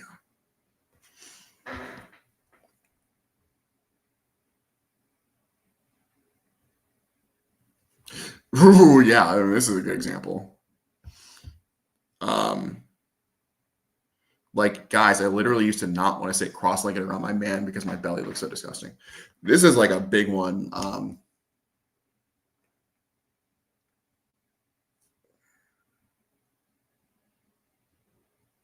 Oh, you're talking about DR, but like, you know, I think this is actually kind of a pretty similar example here to what we're talking about now, where it's like, as a guy,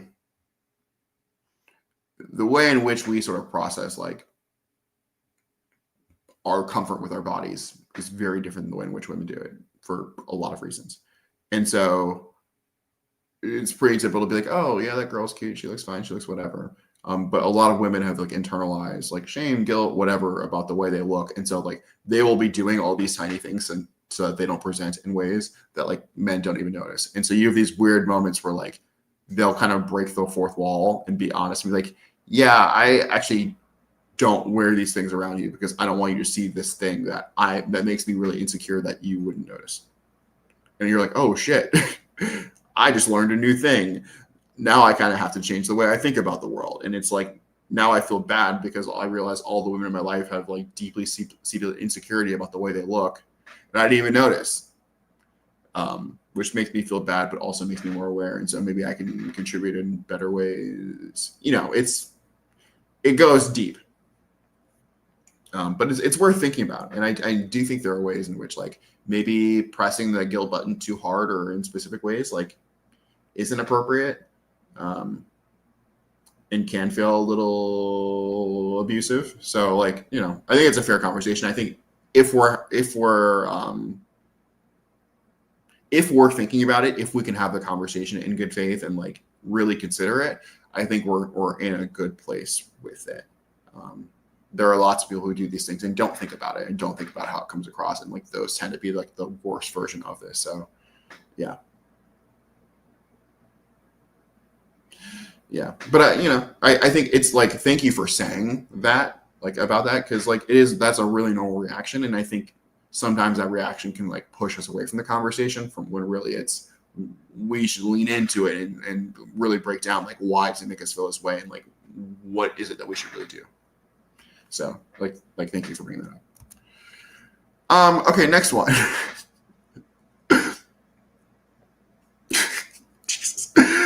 Close up of Maya looking at her mother smiling while mother tries to hide her scarred hand behind the candle. Maya doesn't know her mom's hands are scarred. She just sees the light, focuses on her homework, dreams of school. This is happening in America right now. Sheesh. Okay. Look. You told me that this was just for this is just representative. And so we know this isn't real. I will tell you that like this is really compelling. Like what you're doing here is very clear. I do think if this is not real, you should not just like use this and make this shit up, because this is like it's too compelling and it's not real. So find a different example. But like the actual writing here, the copywriting, like the choice of imagery, like it's fire. It's very persuasive. But for me, this is like okay, we could say this if this were a real story, but since it's not a real story, we can't make this shit up because it's like, it's a lot. So like on the copywriting front, it works. On the reality front, does wax cause scars? Probably if it's hot enough, but also would candle wax with a normally lit candle not being exposed to like a ton of heat do that? Probably not for long term. And when people realize that, they're like, oh, this feels like an exaggeration. And when people think you've exaggerated, they think you've been dishonest, which makes them less likely to donate. And so there is that thing of like, you need to go far enough that it feels compelling and true and believable. But if you go so far it becomes unbelievable, then it's like, in terms of people like caring. So like you're doing the copywriting persuasion part well, but like you need to dial it back because believability is falling off a cliff here.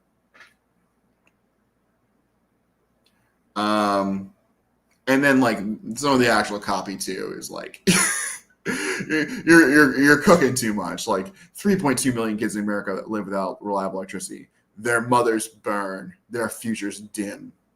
But Maya needs more than light. She needs a chance. Like this, like it's a lot. It's a lot.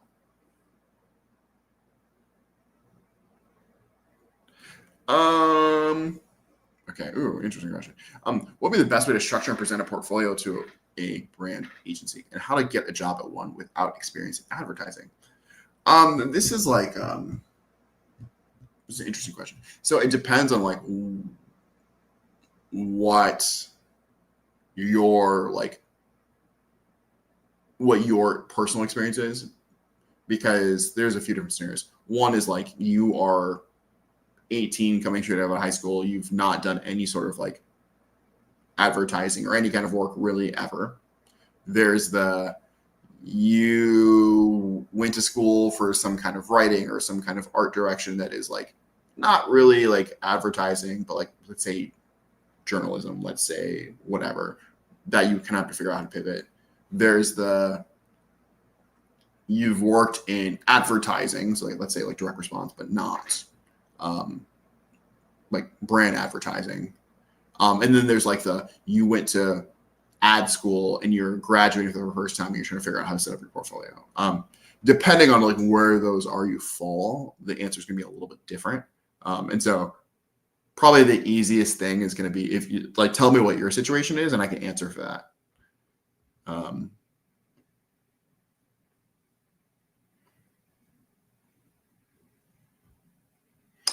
Can't we lean into they're good people for donating and encouraging this behavior, not guilty shaming them?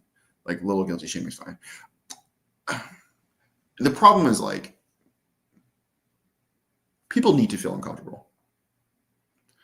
And like they should feel uncomfortable. Like when we're talking about problems like this, like it should not be a comfortable thing that there is childhood poverty in America to the extent that like there are children who do not have adequate access to food. Like that is like just objectively a bad thing. And as Americans, we should all feel like failures that is like the state of the world.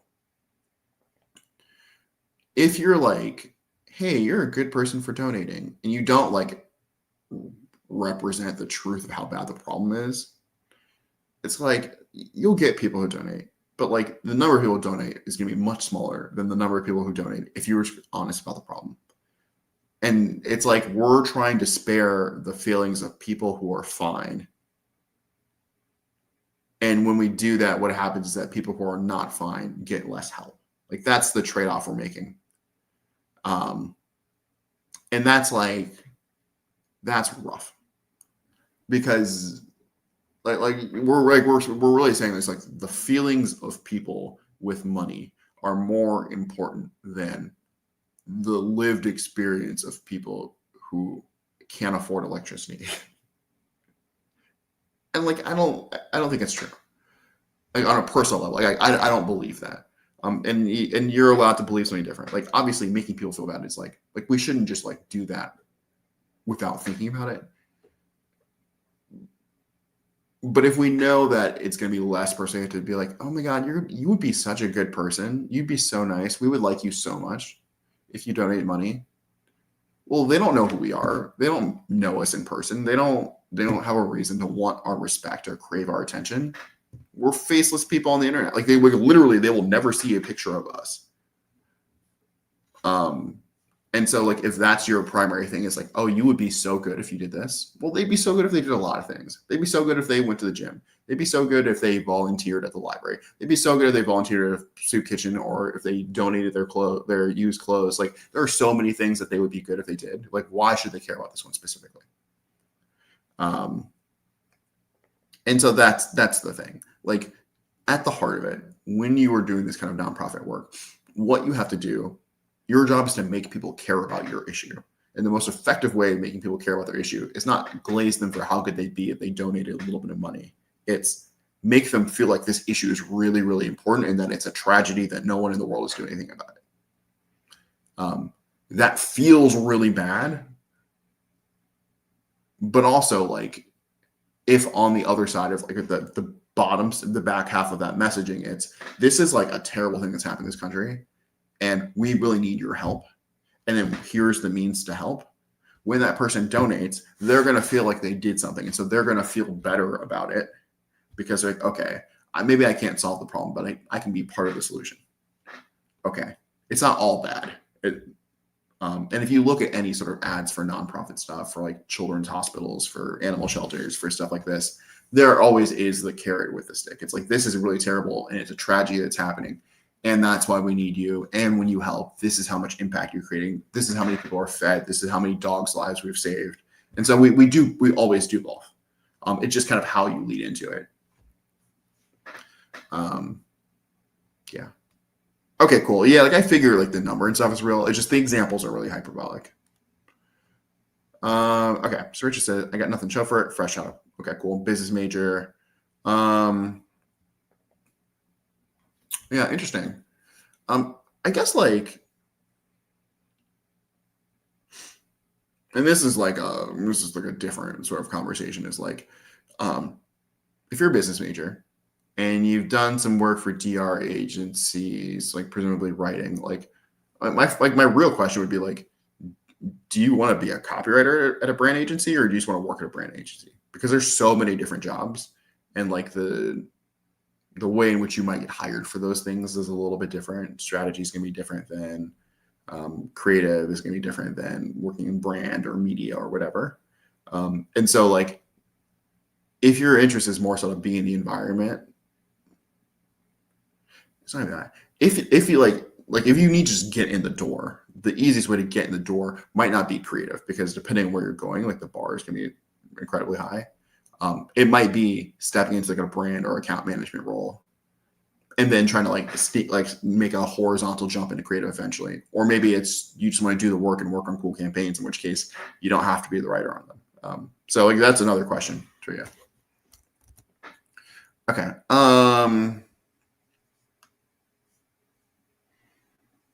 Okay, so these are all very similar. System graph.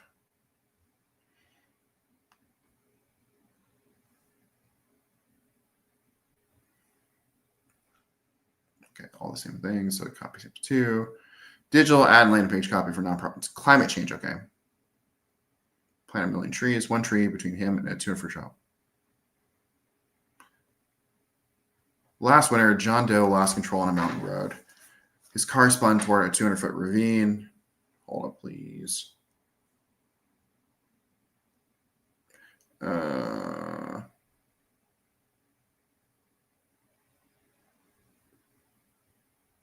we're good. Sorry. But one oak tree planted 30 years ago stopped the car and saved his life. He walked away unharmed. I'm grateful someone planted that tree here, he said, reflecting on the incident. That same tree pulls 48 pounds of CO2 from the air every single year. The same tree, cools the road in the summer, holds the hillside in place. Sometimes it gives a bird a home, and sometimes it catches you when you fall. We're planting 1 million trees by 2026. Each one will stand for 50 plus years, fighting climate change and protecting communities. You never know which tree will save a life. Maybe yours, maybe someone you love. Click learn more to plant your tree today. Oh, this is really cute. I like this. Okay.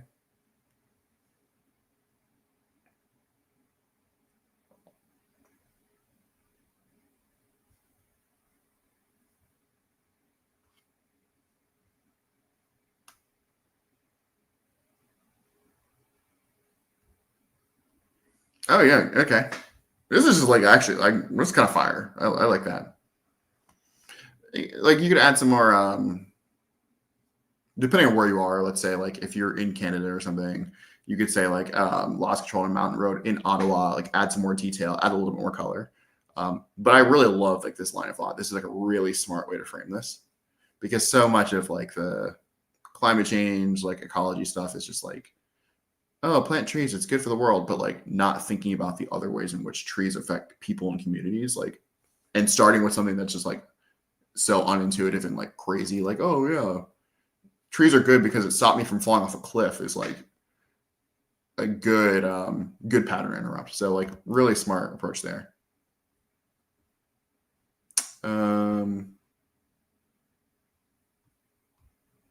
Yeah.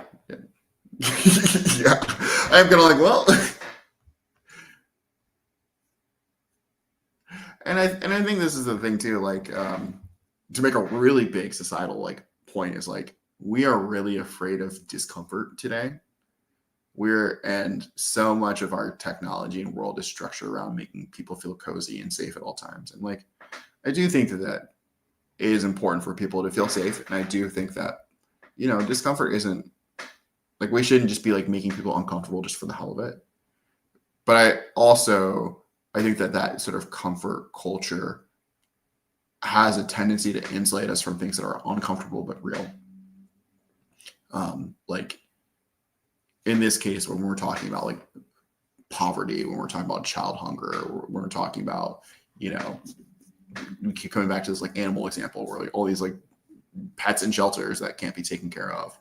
Even when we talk about like politics and like stuff that happens, like I live in Portland. Like Portland is there's like no crime here. This city is like so safe. But then like you have people trying to send in the National Guard and stuff, and it's like, what are we doing? It's a really uncomfortable conversation to talk about, like the way in which we've just kind of like let this administration do whatever they want until we don't have the conversation in like a real meaningful way. And so like I don't think it's like great to be like, oh yeah, just poke people in the eye for fun, but like there is a point at which people have to get out of their bubbles a little bit and like experience the world as it is, whether that's talking about like childhood poverty or hunger or anything else. On that note, happy Saturday, Paula.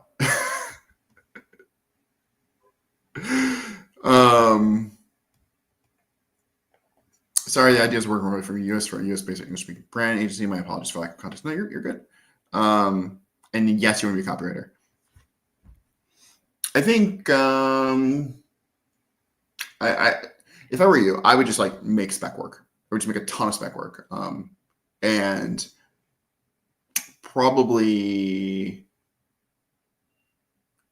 I would pick some brands that you want to work on. I would figure out what agencies have those brands. And then I would just like cold pitch, try to get conversations with people.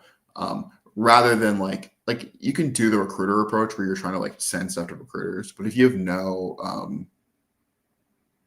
no experience, the ad agency right now is like kind of been upended and it's like really a clusterfuck. And so that probably won't be super successful. I would reach out to I would find people at agencies that you want to work at, reach out to them on LinkedIn or wherever, Instagram, be like, hey, I'm really interested. I'm a recent grad, kind of interested in this copywriting thing. Like, I really like this brand. Do you have time for like a 30-minute chat or something? And just like do that. And don't ask them for like, hey, can you give me a job? But like, if there's anyone else like you think it'd be good for me to talk to, like, let me know. And like on that call, just like kind of intro yourself, be your regular interesting self. If they want to see work, show them like some spec stuff you've done. But really, it's just like these chats for creatives and strategists tend to be like, do you have an interesting perspective on the world? Do you seem like you could produce interesting work? Is the real test. So like, it really is just like have a conversation with this person and see if that conversation can turn into more conversations. Realistically, if you have no experience and you're just working off spec work, you might land at like an internship or a residency first, but I would definitely consider that a win. I do think it's a bit of a disadvantage to start off like remote, particularly internationally. But another thing I would look into is like a lot of US companies, US ad agencies will have branches in other countries. And so like there is a Wyden and Kennedy, Mexico City or something, for example. And so like if you can get in at one of those like branches in Mexico, for example, visa wise, it's going to be way easier. It's going to be way easier to justify, hiring you in that capacity as well. And then maybe eventually that turns into a transfer where you can come work in the US or London or, wherever else you want to go. So just like thinking super, super pragmatically, like that's how I would approach that.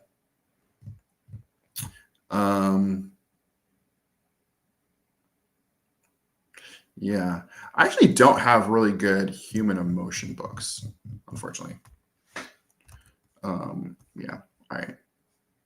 So just end up like this is fire. I really like the thinking you've done here. And like this is something where like I can very easily see how this could turn into lots of different other things, like a billboard, like yeah. So it's a really cool idea.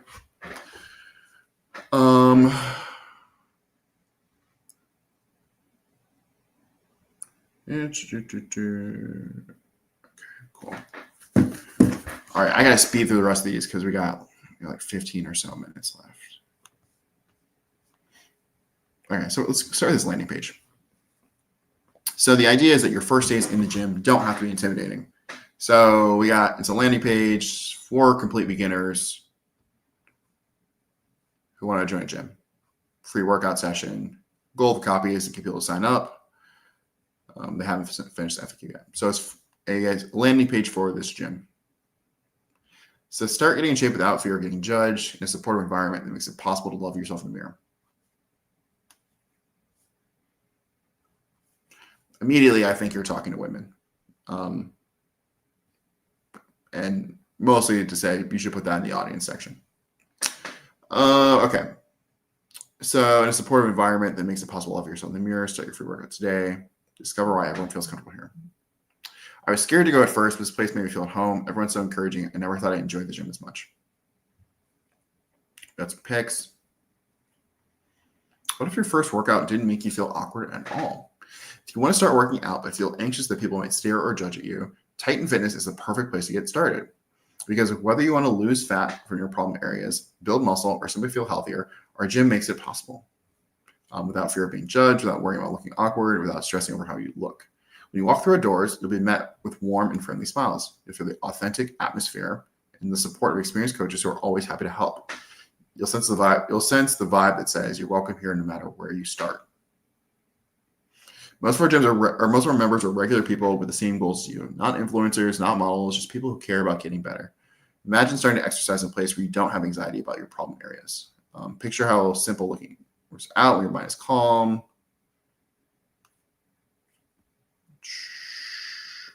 Modern equipment.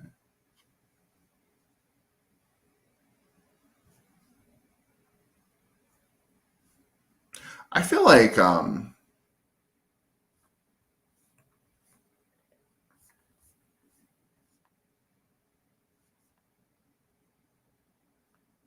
the goal is to get people to sign up for a free session.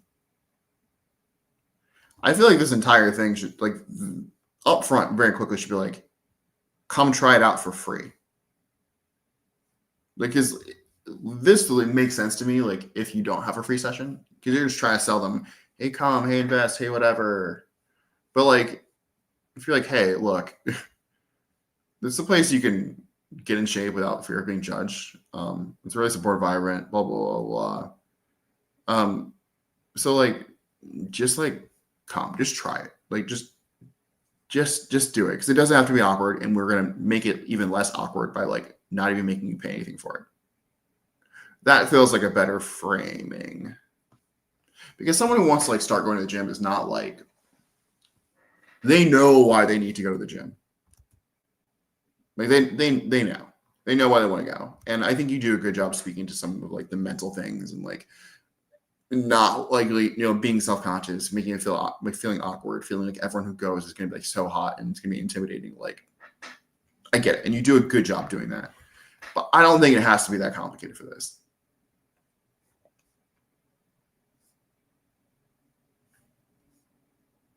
So I think, like, this is fine.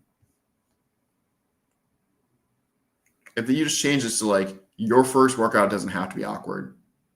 Come try it for free. Cut this down by, like, half and kind of pivot into, like, all of these things are true about us. We're really supportive. It's a really great atmosphere. So we want you to come try it for free. And you can keep this. You can keep the rest of the stuff. I just feel like it's going to be, like, way more compelling, and you don't, like, almost don't even need the rest to get people in the door. Like, I've never read a landing page for a gym, honestly. It's like I might look up gyms in my area. I might click a website to, like, see pricing information. But this is kind of a lot just to talk about the vibe and why they shouldn't be afraid of it. So that's my biggest thing. I think, like, the way you've written your copy is good. There's some points in which you kind of get a little repetitive. And I think probably less is more in this case. And so I just, like, look to cut where you can. Like this, like, what your first session will be like. It's cool. So, like, if you went from here to this to, it won't be awkward. Come try for free. To here's what your first session will be like. I don't think anyone really cares about why you started the gym. And then maybe cut this part. And just keep it simple.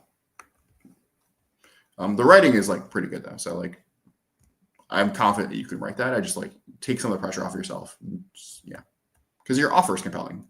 Come try it for free. Okay. So we got a gluten-free bakery. Let me see. Is there more context for this? This is a homepage of a local gluten-free bakery in Canada. It's 15 years. It's established in the gluten-free community.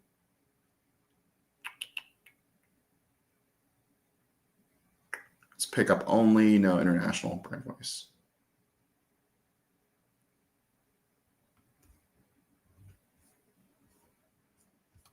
Cool. So I guess we're just going to look at this. So premium baking, 100% gluten-free. This looks tasty. This is a great image. I might make this image even bigger. Yeah, this is good, though. This looks tasty. Welcome to Celebrate. I assume this place is called Celebrate. Yeah, Celebrate. The place where you don't have to ask the instinctive, is everything gluten-free? We're here near the heart of Edmonton for celiacs and friends of celiacs who are tired of awkward moments at get-togethers at restaurants and of blah, bread, buns, and treats in the store. So take a look around, pre-order here, and pick it up at a time that works for you.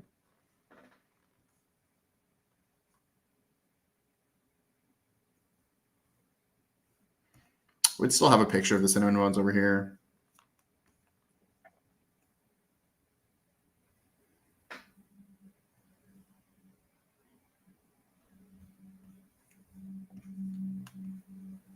It's cool.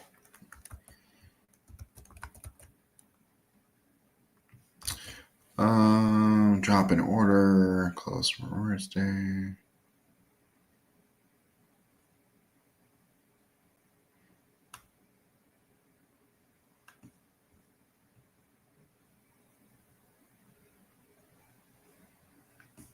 Cool. I mean, this is a good page. I mean, capitalize the when we're open because you capitalize contact, you know.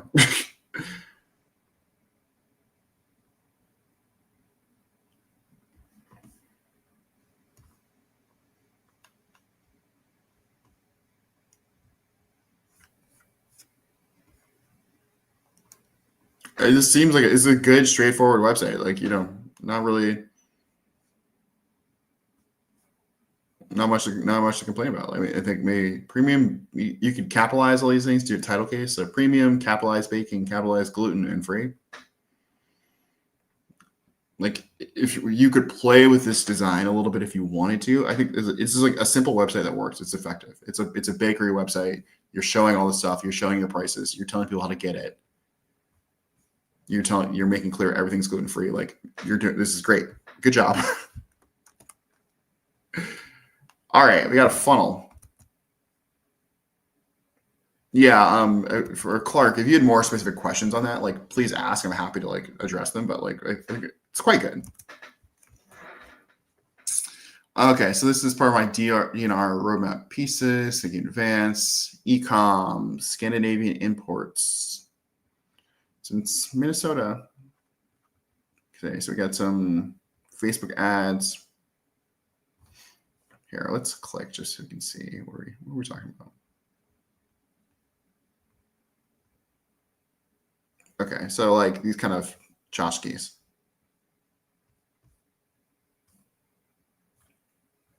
Cool. So whether you have Scandinavian roots or simply love Nordic tradition, here at the Swedish gift store, there's always something special waiting for you. Authentic imports, Viking collectibles, cool, no mass market. Bring the charm of Scandinavia right in your home with 10% off your first purchase and free U.S. shipping on orders over $100.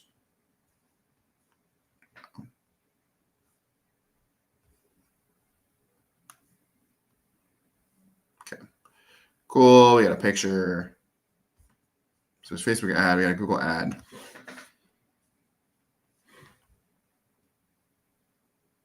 Yep, love it.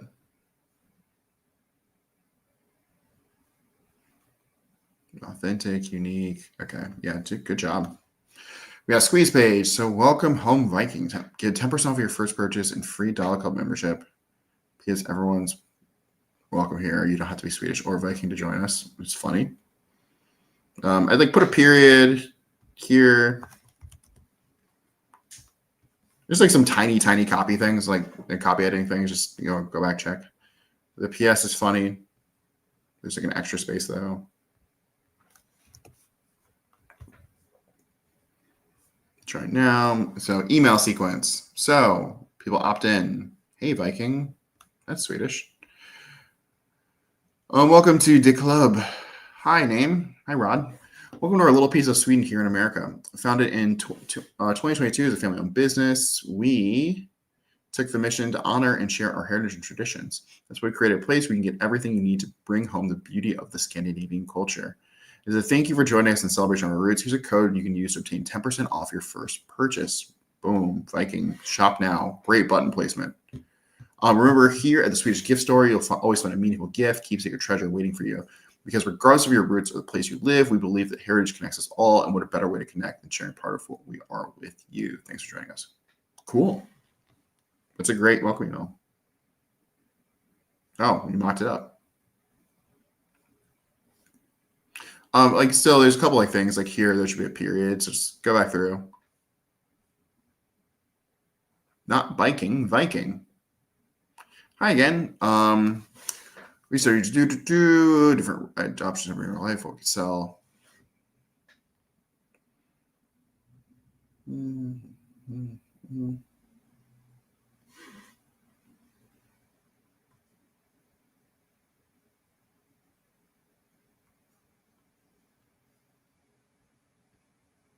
This is fine. Okay.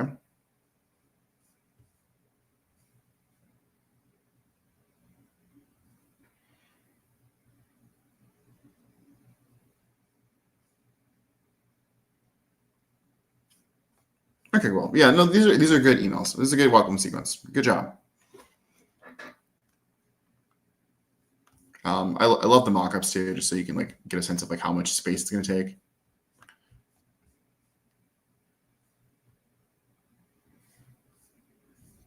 This is like a tiny, minute thing. If you're going to have these brand colors, is like blue and yellow, just make sure they're consistent across everything. So like if you're going to use, like I think this yellow is the same, but make the shop now in blue if that works. If visually it's disgusting, then stick to black. But yeah, cool. This is a good sequence. Yeah, great emails. Okay, last piece of copy. Subject line: investing so sexy. Obviously, it's just good fundamental advice. Whenever you're building wealth, to put your money to work.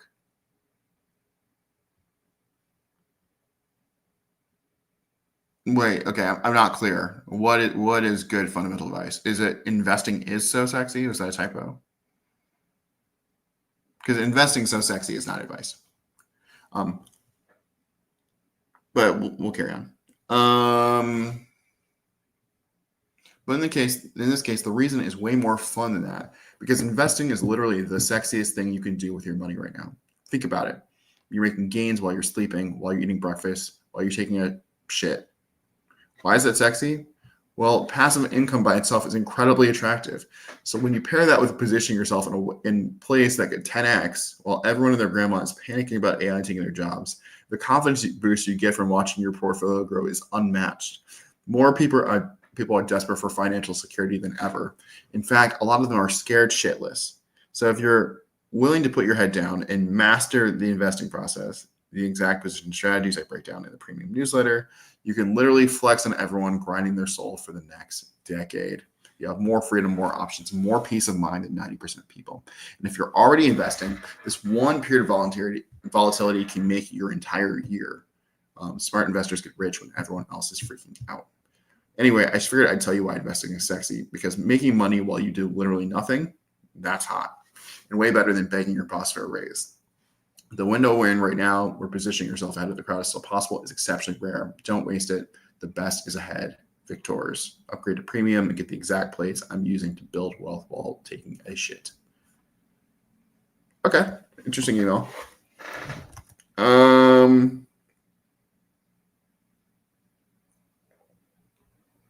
Sorry, I'm Alan. Just to answer your question, I'm not super familiar with like what the DNR path is. Could you just give me like a little bit of detail? I think it's cool. It's good if this is like hey, like put together like a really quick funnel to show us like what you're made of thing. I think it's a good example. Like the writing's good. It's authentic. It feels true to like a real brand. Like just depending on like if they're looking for specific niches or something, like you might want to pivot. But I think for like traditional like e-com is cool. It's not like the flashiest example, but it's a good example of like, I think it's cool to be able to do non-sexy things well. And so like, to me, you pulled that off in a good way. Okay. Yeah. Yes. I think this is a good example. Okay. Back to this email. So the headline is kind of funny. I like it.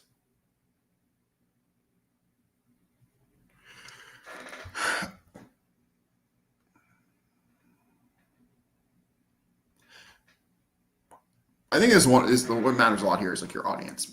Because if this is like your very typical guru-y type audience for like younger people, so for younger men who are insecure about their statue as men and their money they make and how attractive they are to women, this will probably work pretty well. If this is to people like me, this is silly. So it really comes down to like who your audience is. I have a sense, like if you're signing this off like Victor's, it's probably like a pseudonym you're using. And so you probably are some like online kind of personality person. In which case, like this is probably effective. Especially if you're talking about like, oh, putting your money to work is like, it's just fun. Like, yeah, sure, this is working. And so while I personally am not like super blown away by it, I think for your target audience, it's like, it reads simply, it reads quickly. It's like kind of taking a silly approach to thinking about making money. So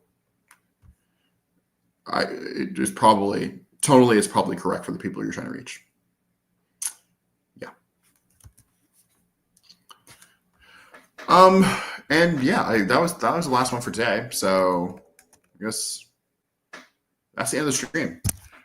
I got to go out and go do some stuff IRL. But thank you guys for coming so much. I guess before we leave, hold up 1 second.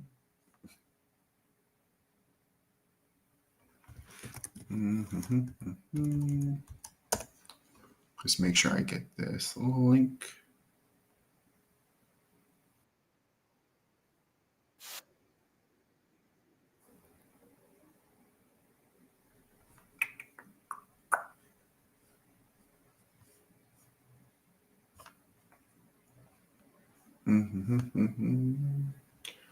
Sorry, I'm just trying to figure out something. Just moved a thing. Okay. So we moved our like subscriptions to like join for Whetstone Reviews to Discord. And so if you would like your copy reviewed, I no longer have like a really easy link to like post on here, but join our Discord server, which should be in the link of this video. And on the right side, there's like a server shop type thing that will let you subscribe to join Whetstone Reviews and like all of our other like priority critique and like questions channels. So yeah, new thing, but it's pretty cool. And I guess one last question. Finware asks, I'm a content writer writing mostly for top of funnel content, but I'm practicing middle of funnel, bottom of funnel content. Learning copywriting, help me with that. Yeah, absolutely. I think with top of funnel stuff, it's way more awareness. As you get down the funnel, we're thinking way more about specific offers and like driving to sales and I guess the back end reselling, increasing like value from customers. And so like, yeah, most copywriting stuff you're going to see is focused around the sales portion of things. And so it will specifically help with those things. Absolutely. I don't think we do a lot of distinctions in like the copy that trainings of like stages, like top, middle, bottom funnel stuff. But we do talk about these things in other terms. So if you ever have like questions or like need help translating stuff, like feel free to like ask us on Discord, ping me, whatever. Like always happy to help do that. And yeah, I'm going to take off. I hope you guys have a great next week, couple weeks. Happy Thanksgiving in advance. And yeah, take care.